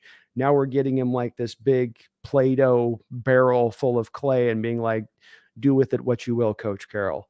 And he's it's like in what your imagination would derive from that, right? As you sort of daydream about that potentiality, it's actually played out like the daydream. And that doesn't ever really happen in these kind of situations, even in your best case scenarios. And that's, you're right. As much as any reason to celebrate it and really revel in it a little bit is that, because of the fact that it is that sort of dream scenario that just does never really kind of occur. It makes sense why it should have occurred, but it does never kind of play out that way. It's like, it looks good on a script, but doesn't, real life doesn't quite go that way. John Robinson, thank you for the $2. John David Booty was cheeks. Happy New Year. Yeah, who was the other guy? Matt Barkley. He, he was okay in college, but not really anything special. I remember Barkley. Was he before Sanchez?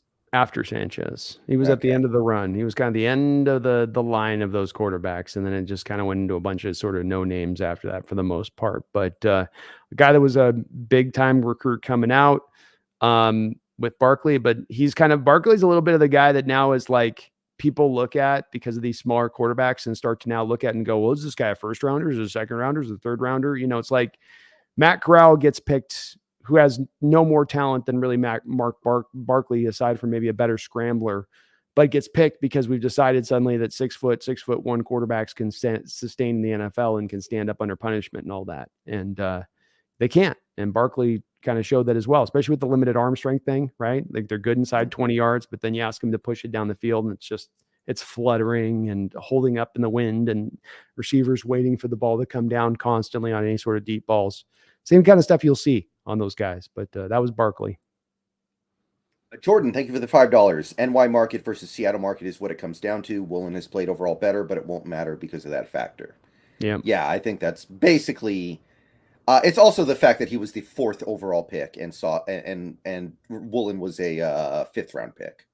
Yeah, I mean, you mentioned it's New York market. It's the 5th round, 4th round pick, a 4th overall selection in the draft, and then it's also he's got a cool nickname, Sauce. I mean, get lost in the sauce. And so it's all that stuff sort of works together to kind of capture the imagination from a national perspective. But you're right. At the end of the day, look, the bottom line on this is there's no real feasible argument you're going to be able to make that Sauce has had a better year than Tariq. I think if you really wanted to, let's present this to the jury, I could get a jury of 12 members to be in favor of the fact that Woolen had the better year. I could present that case pretty easily in a courtroom and I wouldn't need any witnesses. I agree. And no disrespect to Sauce. I think he's also an extraordinary player and he's having a great year. But it's hard to get over the deficit in interceptions. It's hard to get over the fact that Woolen is getting those interceptions despite not giving up much in coverage. This is not a Trayvon Diggs situation. That's right. It's completely opposite of that. He's covered up on great completion percentage, great on yards per route. I mean, take some of the advanced statistics down the line with it that they use for cornerbacks now as metrics. And Woolen's got him beat in a lot of those categories. Woolen might have Sauce might have him in a couple as well on the other side of it, but the interceptions are the most important thing that you can do from the quarterback position at the end of the day. And if you're locked up on all those other statistics and everything's pretty even down the line, that being the great common, difference making statistic that stands out, and they haven't been cheap picks, right? This hasn't been Woolen getting these 6 interceptions off tip balls, or overthrown passes. This is him jumping routes. This is him baiting quarterbacks. These are honest to goodness interceptions caused by the cornerback himself making it happen. Agreed. Big Patty Daddy, thank you for the $1.99. Why don't you wear Hawks gear like Hawks Nest? I usually do. Right now I'm wearing a Sounders shirt, actually. But I usually do wear Seahawks jerseys, especially on these streams. But I have other shirts. Sometimes I'm wearing them. I felt I was going low-key Big Patty by just doing the sweatshirt today. So I was going already. I got the normal shirt underneath. So I went a little New Year's lazy myself tonight. Yeah, and I got the green screen stuff too, always, no There matter you go. what. So that's got to count for something. Daniel Bailey, thank you for the $5. Yeah, I heard the announcer on TNF for Jags and Jets say that Wilson and Sauce are the clear offensive defensive rookie of the year, and on the same team didn't mention Woolen or K9. Well, K9 has kind of fallen off a little bit compared to a guy like Garrett Wilson, who is probably going to have an 1,100-yard season with no quarterback play. So I don't have a huge problem with that right now, admittedly. No, I don't either. I think it's not K9's fault, but he just didn't get blocking a little bit after halfway into the year. The blocking stopped for him, and he had to kind of all do it himself for what he was going to get done. And it's going to be hard enough to get our guys recognized being out in the Pacific Northwest if they're going great. If there's some ancillary reasons as to why they might get held back outside of their control, we can't help the media ever take that into account. But yeah, yeah, Daniel, that's about right. That's just this is what happens. You get a national perspective in it. And this is why I also say I like us being the underdog team. I like when we get overlooked a little bit. It's us as the fans that will recognize this. It's us as the fans that can go into any bar in this country and go up against a New York Jets fan, and I can tear him apart on any argument he wants to try to make about Sauce Gardner being better than Tariq. And he's not going to have a leg to stand it. I'm going to make him look silly. And I look forward to that eventual hopeful debate that I get to have with the Jets fan. Because, it's right. Where's your refuge here? Where's your refuge? I turn on the tape. I can see one guy who's just athletic, smooth, fast, jumps high, long as hell, big. I turn on the tape of the other guy, and I'm seeing a lot of this. Oh, is the ball coming? Oh, the ball's coming. Is it coming right now? I see a lot of that with Sauce. I agree, but I guess it just is what it is. And at the end of the day, Sauce Gardner's playing in the other conference. It's going to be very rare that I care about whether or not Sauce Gardner gets away with the pass interference. So, agreed. There are bigger things to worry about right now. Yeah, most definitely. Okay. Okay. So we've talked about this game about as much as we can. So all that's left to do is say, what are you expecting from this one? What do you got? Boy, definitely torn with all the injuries that have kind of mounted up coming into this. I think neither team is playing their best football at this time of year right now. If you had the Jets playing a little bit hotter like they were earlier on, I might be a little bit more leaning to saying the Jets are going to take this one. There's a part of me, Brendan, that looks at the guys they've stuck on IR here over this last week or so and been like, okay, this an indication that you are kind of already starting to put the toys into the closet and go next year.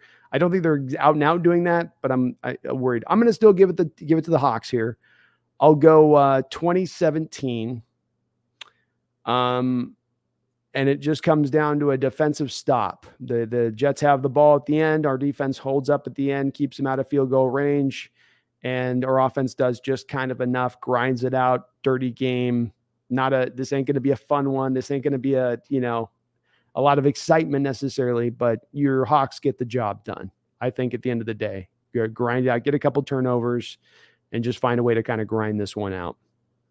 Yeah, that's the same score prediction that I had in my pregame video this morning, actually. Well, maybe we're on some sort of psychic, tap into so we got synergy here. I will say I felt really good about this game when the week started. I felt like no problem. We got this. And then we heard about Mike White. Then we heard about Will Dissly. Then we heard about Goodwin. And now I don't feel good. Mm. I'm going to go down swinging, though. I say 20-17. I'll live with that. At the end of the day, there should be some advantages we can ride on defense that should override some of the issues like Mike White, Will Dissly, Marquise Goodwin. And I'm going to bet that we can overcome that pretty lackluster Jets offensive line and get this win. So I'm going to say 20-17 Seahawks. It's a matchup battle, man. And I just think our what we do well and what overall as a team we do well can fit up against what the Jets may have as even slight weaknesses on both sides of the ball. And that the last few weeks we've gotten into some stylistic matchups that just haven't been the best for us for the type of teams we're going up against and for what our weaknesses have been. So I'd like that part is just enough, along with you playing home, Brendan. I think those two things are just enough to get you get the horse's nose over the finish line past the other horse running right next to them. Mark Sanchez, thank you for the $5 again. Wow. Go Mark. if we make the playoffs, who would you guys want to face for that wild card game? Well, I have a very clear Mm. answer here, but Brandon, you take the point here. Well, it's got to be the. I know we didn't have any luck against them this year, but it's got to be the NFC South, right? Whoever wins that division, I'm probably would still want to take them on at the end of the day. You're going to be playing a division winner if you're a wild card team, so you're not playing another wild card team, right, Brendan? Don't you? When we have to play, Yeah, and if we get in, I think we're locked into the 7 is the thing. okay, which would put us up against Either the Vikings or the Niners. I think that's yeah. it.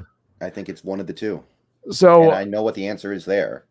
yeah, so Mark, if I just get to pick anybody that I'd love to have, it'd be great if I could get the whoever wins the NFC South, because I think they're all pretty suspect and none of them have really earned the right to be the team to take that division. Now, if it's a matter of realistically, like Brendan just talked about between the two, I kind of want another shot at the Niners. I know that like maybe the Viking game would be more winnable. We've gone into the playoffs in Minnesota in recent years and won.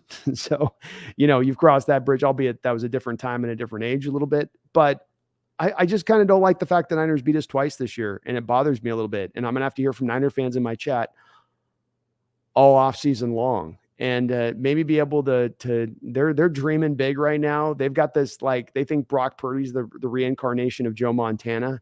It'd be really nice to maybe knock them off their high horse a little bit here. And again, keep them from getting back to Super Bowl, as they now have to wait, keep talking about the last time, 1990, they actually went anywhere.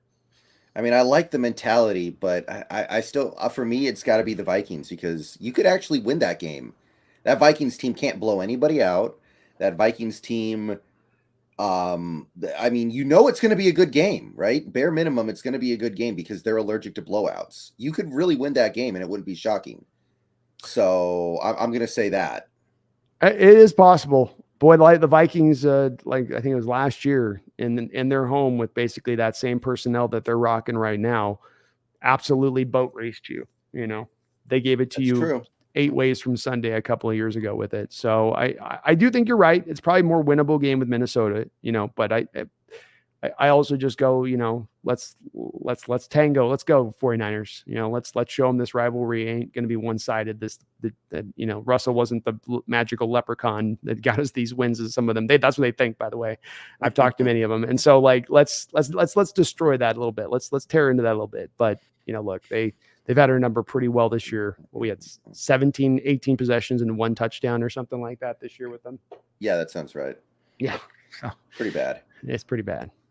Tony Borg Silva, thank you for the $5 again. Will Tyrique Smith have an impact next year? He was a camp standout before he got injured. Thanks for the great Mazi Smith analysis. Oh man. For my part, I'll say I'm pretty much over Tyrique Smith already. He's got 2 bad hips. That's no, not for a pass rusher. Yeah, I think what they're doing with him on this, Tony, is that they knew he was going to go to IR and that they wanted to give him a year in the program, give him a year in the weight room, give him a year to work through the rehab stuff, and then see if he can come back. Tyrique was a guy looked at as a guy that in the Ohio State program that was going to be the next guy to take his place in line behind Bosa, behind Chase Young. He was going to be that next guy, and it never quite turned on that light bulb.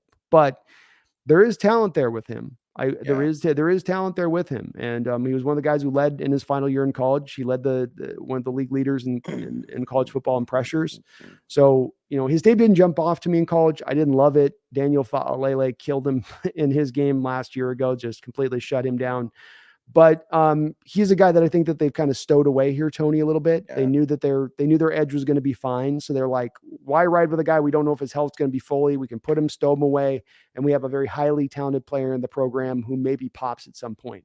To Brendan's point, you got a guy off a year IR, you stash him. When do these situations ever come out that you put a guy away for a year, you stash him away, and then he comes out and he's like, a tornado coming out of that? It doesn't really happen that often, so it's hard to count on it, and I wouldn't want to probably count on it. But he's not your typical guy that you stash away, and that there is legitimate talent there. He's a legitimate he's got legitimate football build, legitimate football size. So he definitely has it in his bag to get it done. But where are the hips at, to Brendan's point? And then does the light bulb finally go on? Does he kind of develop into that player that a lot of the people at Ohio State thought he was going to be at one time?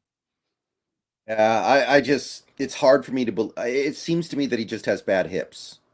So I'm kind of already on that mentality where it's probably not going to happen with him.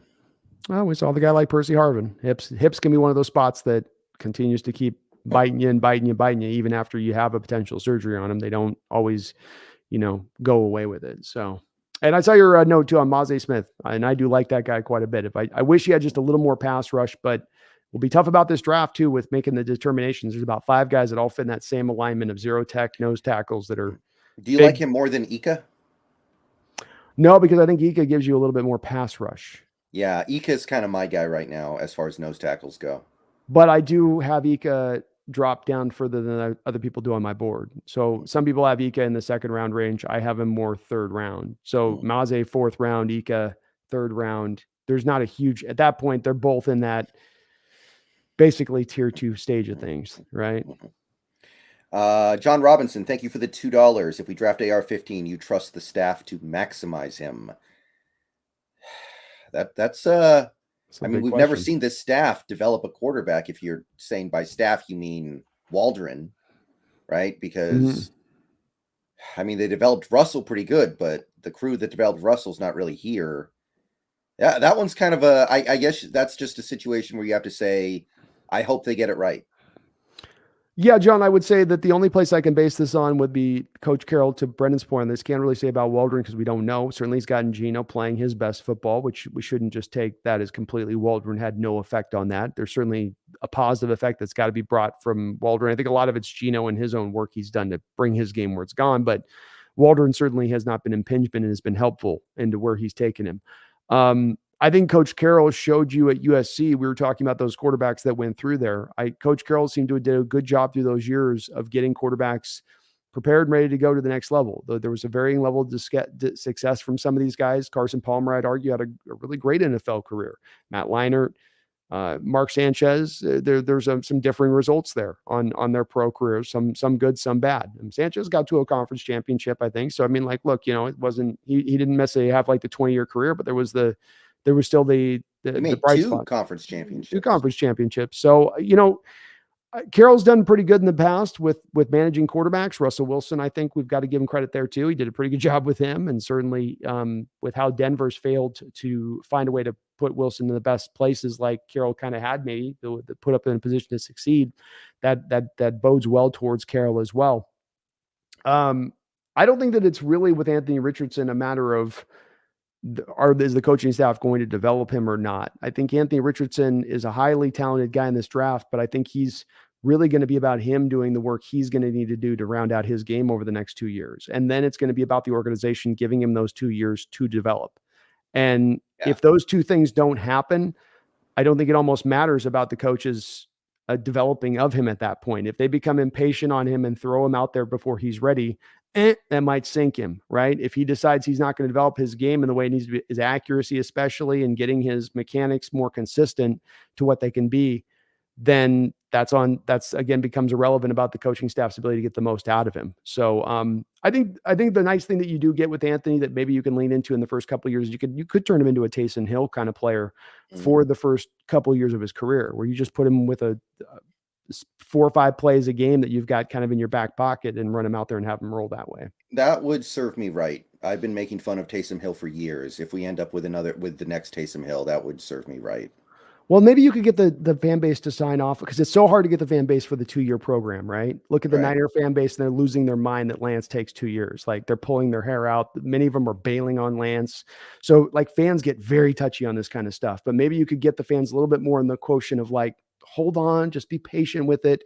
And while you're being patient, you're getting some production from him. We're putting him out there, and he is giving something to the football team. All right. Do you have any idea what's going on in the Peach Bowl? No, I haven't been watching. All right. Well, there's 40 seconds left, and CJ Stroud's driving for the win here. Okay. So I would highly recommend you turn this on. And given that it's germane to our interests, should we do play-by-play of the last 40 seconds here? Yeah, let's go. Jalen Carter versus CJ Stroud.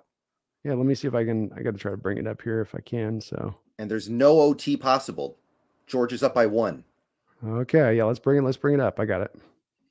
All right. Because the reason why I asked is someone just asked, and I know you're going to have thoughts here. Nolan R. Vance, thank you for the $5. Stetson Bennett might be Drew Brees reincarnated. I'll show myself out.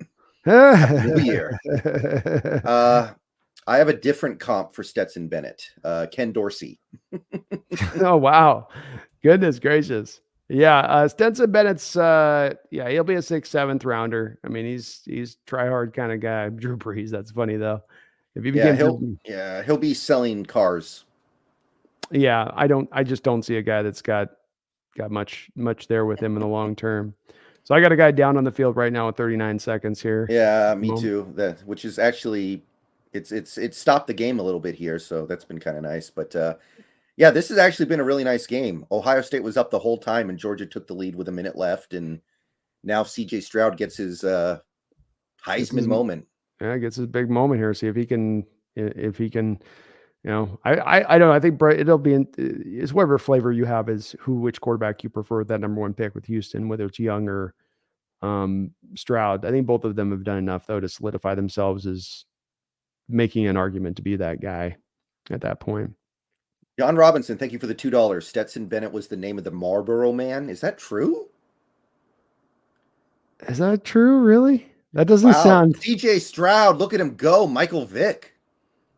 It can't be. You're a little ahead of me on this one. Maybe I am. Sorry, I didn't. No, you're good. Never. No, you're good. I know. I was ahead of you last time. Yeah. Let's see what he does.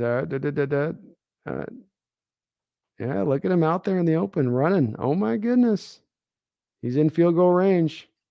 See, that's got to be like a 4.8 40, don't you think? Yeah, he's going to be he's probably 4.75. So he'll get in the. That's faster than Mahomes. So I don't know why people are tripping about his lack of mobility. You know what I think much of it is about is just that he doesn't do it very often because the pocket's so clean. And so he doesn't do it much. And then at the times when he's been asked to do it, he looks a little uncomfortable with it. Mm-hmm. So, wow, great block there on Jalen Carter on that play to free him up. Yeah. Ran in the cut. Thank you for the $1.99. Re-sign Penny for cheap. I've talked about this before, but I would love to re-sign Penny for cheap, and you know it's going to be cheap, so I'm all about that. Yep, sign me up with that as well. Guy averages 6 yards a carry every time that he goes out there. He's producing for you at the running back position, and it's not going to cost you a lot of money because of the injury situation. So I think it's kind of a little bit of a no-brainer for a Seahawks team that's had troubles at times of making sure they load up enough running backs in their stable that are both good enough and that they got enough guys. And you can't just rely on 1 or 2 guys. You need four horses. We need the 4 horses of our future apocalypse here to make this work. All right. Yeah, I'm not going to react here to anything that happens because you're like maybe 10, 15 seconds behind me. But, the cool thing here is, too, also, Henry Ruggles, who is the Ohio State kicker, is one of my favorite kickers in college football this year. And I think there's still a possibility Myers moves on after this year and we look to college football for a solution. So Ruggles is going to get his moment here too. Yeah, it certainly is possible. I think Myers is going to maybe command $5 million a year and $5.5 after the year he's having. Yeah, so I don't want to pay. I don't want to pay that for a kicker. I really don't. I don't either, especially one who's had 2 pretty bad years, including 1 year where he was maybe the worst kicker in the league. Exactly. I've got too much inconsistency there for giving that kind of money out. If I'm doing that for a kicker, it's got to be like Justin Tucker kind of kicker. I'm not paying it for a guy that's like half the time, half the years in the contract, he's going to be crap. Yeah, I'm a big fan of the Michigan guy too. I don't know if you saw earlier today, but 59-yarder with like 5 yards to spare. Jeez, I didn't see that, but that's awesome. Jake Moody. We had a lot of luck with going with Dixon in the 4th round a couple years ago, and taking a punter and let's get the best punter in the draft. You could just put a pick towards getting the best kicker in the draft. It's not the worst way to go. CJ Stroud, get it out. Oh, okay. All right, I got 2nd 11. He's coming up here. 19 seconds to go here, folks. 2nd 11. Stroud back in shotgun. He's setting everybody up. They're taking their time to get this set. Must have been a timeout on the play.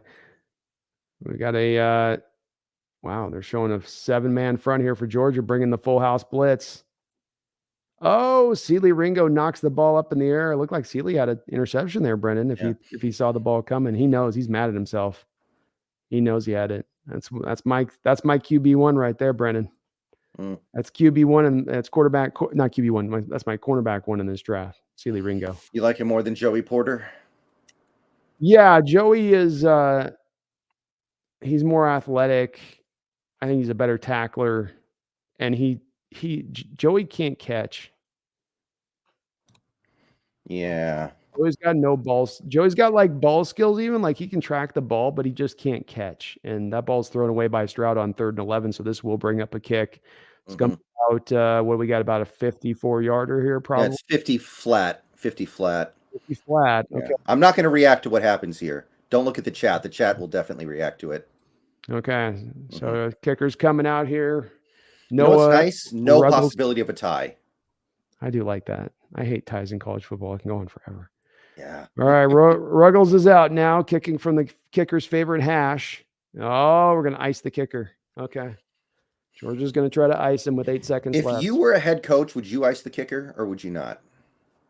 No, I think the stats show that icing doesn't work. So I would lean back on the statistic. Yeah. There's been enough years of coaches trying to do this, Brendan, where it was one thing was like 15 years ago, coaches were first just kind of trying to do it. It's another thing now where, 15 years of data shows that the kickers are actually more accurate.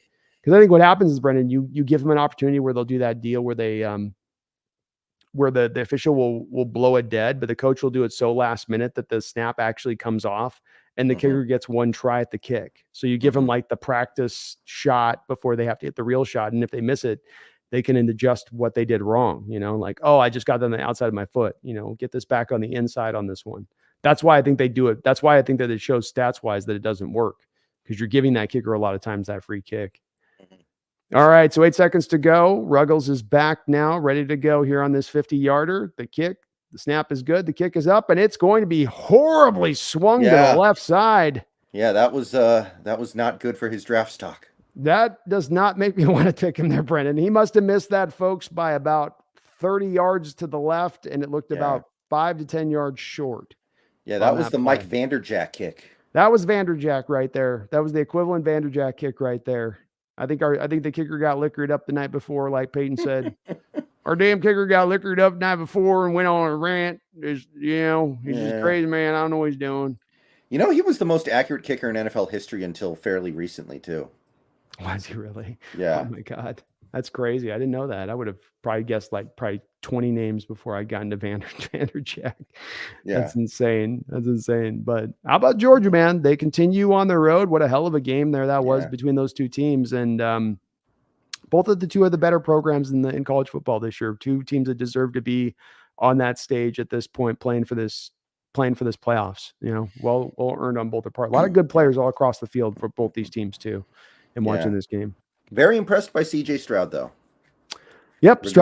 Stroud did his job, man. He put enough points on the board. You figure you do enough. I put 40 points on the board for my team. That should be enough for me to win football games. And him playing off script in this game, you saw so little of it, Brendan. I mean, it's the big question mark with him because of, again, he's failed with it, but it's also been the sample size of situations of seeing him put in those perilous situations where he's got to make a decision on the run, where it's not pre-scripted, where he's got to now throw off platform and on the run. And you got to see a little more of that today, which, like you said earlier, you don't make a lot of final assessments off just one game or any assessments off just one game when you have multiple college seasons to build off that assessment. But to get to see it and acknowledge that there was so much more of that sample size versus that Georgia defense is going to put you under a lot of pressure and a lot of duress throughout the course of a game. Yeah. I think both games Ohio State lost this year was because their defense was awful. They gave up 40 plus to Michigan and they gave up 40 plus to Georgia. What are you going to do? Yeah. What do you do at that point? And I agree. Like you were talking about that Michigan game earlier. That was a game, as we've seen with our Hawks, where Ohio State lost both lines of scrimmage. Both lines of scrimmage, they got their butt whooped. It had nothing to do with CJ Stroud. It was the lines that were the cause of those losses. Yep. And we've got our championship, TCU versus Georgia. Got to be honest, that seems like a pretty one-sided game to me. Am I off? Georgia's going to spank them and draw blood with it. Like they're going to boat race the hell out of TCU, and TCU, God bless them, getting through Michigan, but they're not going to provide the fight that I think Michigan might have fought against, because Michigan's at least more well built to kind of handle the physicality and size and all that you get of Georgia, which TCU I don't think is going to be able to hold up in that way. I think Yeah. there's a question with Kendry Miller. They've got TCU's got so my early guys, obviously, Bijan Robinson, Zach Charbonnet, that you kind of know those guys. I know you've looked at them already, but I think this kid, Kendry Miller, he's to me Aaron Jones of the Packers. And so them missing Aaron Jones type guy in their backfield would be, that would hurt. That would cause them some pain. Yeah. Okay. Well, sometimes you can't get a great national championship game. This was it. This was your national. This was us 49ers Seahawks 2013, right? That was the true Super Bowl. This was probably your true national title game here between Georgia and Ohio State. Bottom line. Mm-hmm. Someone in chat just pointed out the kick happened right as it hit New Year 2 on the East Coast. I think that's right. That's actually kind of cool. That is kind of cool. Hopefully not a harbinger though for future portend for this future year. We've had some dicey recent years here. We don't need a negative Good sign. Point. All right. I think that's going to do it for the stream tonight. We went a little bit extra. Thank you, Brandon, for hanging with me. I just thought it'd be fun to do the last 40 seconds of basically the college football Super Bowl. So it was fun. Yeah, I love it, man. Mm-hmm. We'll probably be doing some future live stream on some games and stuff as we go forward to some degree. So we'll figure it out. That might be something we do. So thank you, Brandon, for coming out and doing this with me. Thank you to everybody in the chat. We had a solid attendance throughout the day, and the support was just incredible. One of the best collab streams we've ever done, I think, on that front. So people are feeling good about where this team is headed, and they should. Regardless of what happens tomorrow, you should feel good about where this team is headed overall. 100%, man. We do dive into both the negative and the positive, and because the year's gone a little sideways at times to the back end of this year, we've had to kind of to dwell a little bit on the negative as we analyze this team and look at it. But it doesn't take away, as you and I've said multiple times over these few weeks as well, doesn't take away from the fact that the year has still been successful. And I say it a bunch with this, Brendan, but you almost got to stack this against, like, you're on the right side of history of the Russell Wilson trade, not just kind of on the right side. You are like, oh my God, you guys stole from them. You just killed an organization. You're on that right side of it that far. So that shouldn't be understated. The 6 rookies playing like they have this year and playing as well, it shouldn't be understated. The draft picks coming shouldn't be understated. The salary cap space to spend in the future shouldn't be understated. So it's really, at the end of the day, the good way outweighs any kind of bad that we could be looking at on this team as we go into this, not only the future, but even this year. So we still do play for something right now, Brendan. We're still on this playoff push. That's right. I agree with all that. And I'm going to thank everybody for coming out as well. I will be going live on Twitch shortly here. We're going to be beating Judgment tonight. We have just a couple hours left. Going to be beating it tonight. We will be doing our post-game Jet stream probably Tuesday night at 7 o'clock on this channel. And then we've got one game left. Season's almost over. Let's appreciate what we have left. And Brandon, again, thank you for coming out this week. And I will see you next week. But before we tune out here, we got to hit it. We got to hit it one more time because got to let them know. The playoffs are here. This is a playoff game, right? This is basically a playoff game. On both sides, both teams are looking at this game like win or your season's over. So in light of that, let's take this seriously. Let's get pumped. Let's get motivated, and let's end with a Go Hawks. Go Hawks.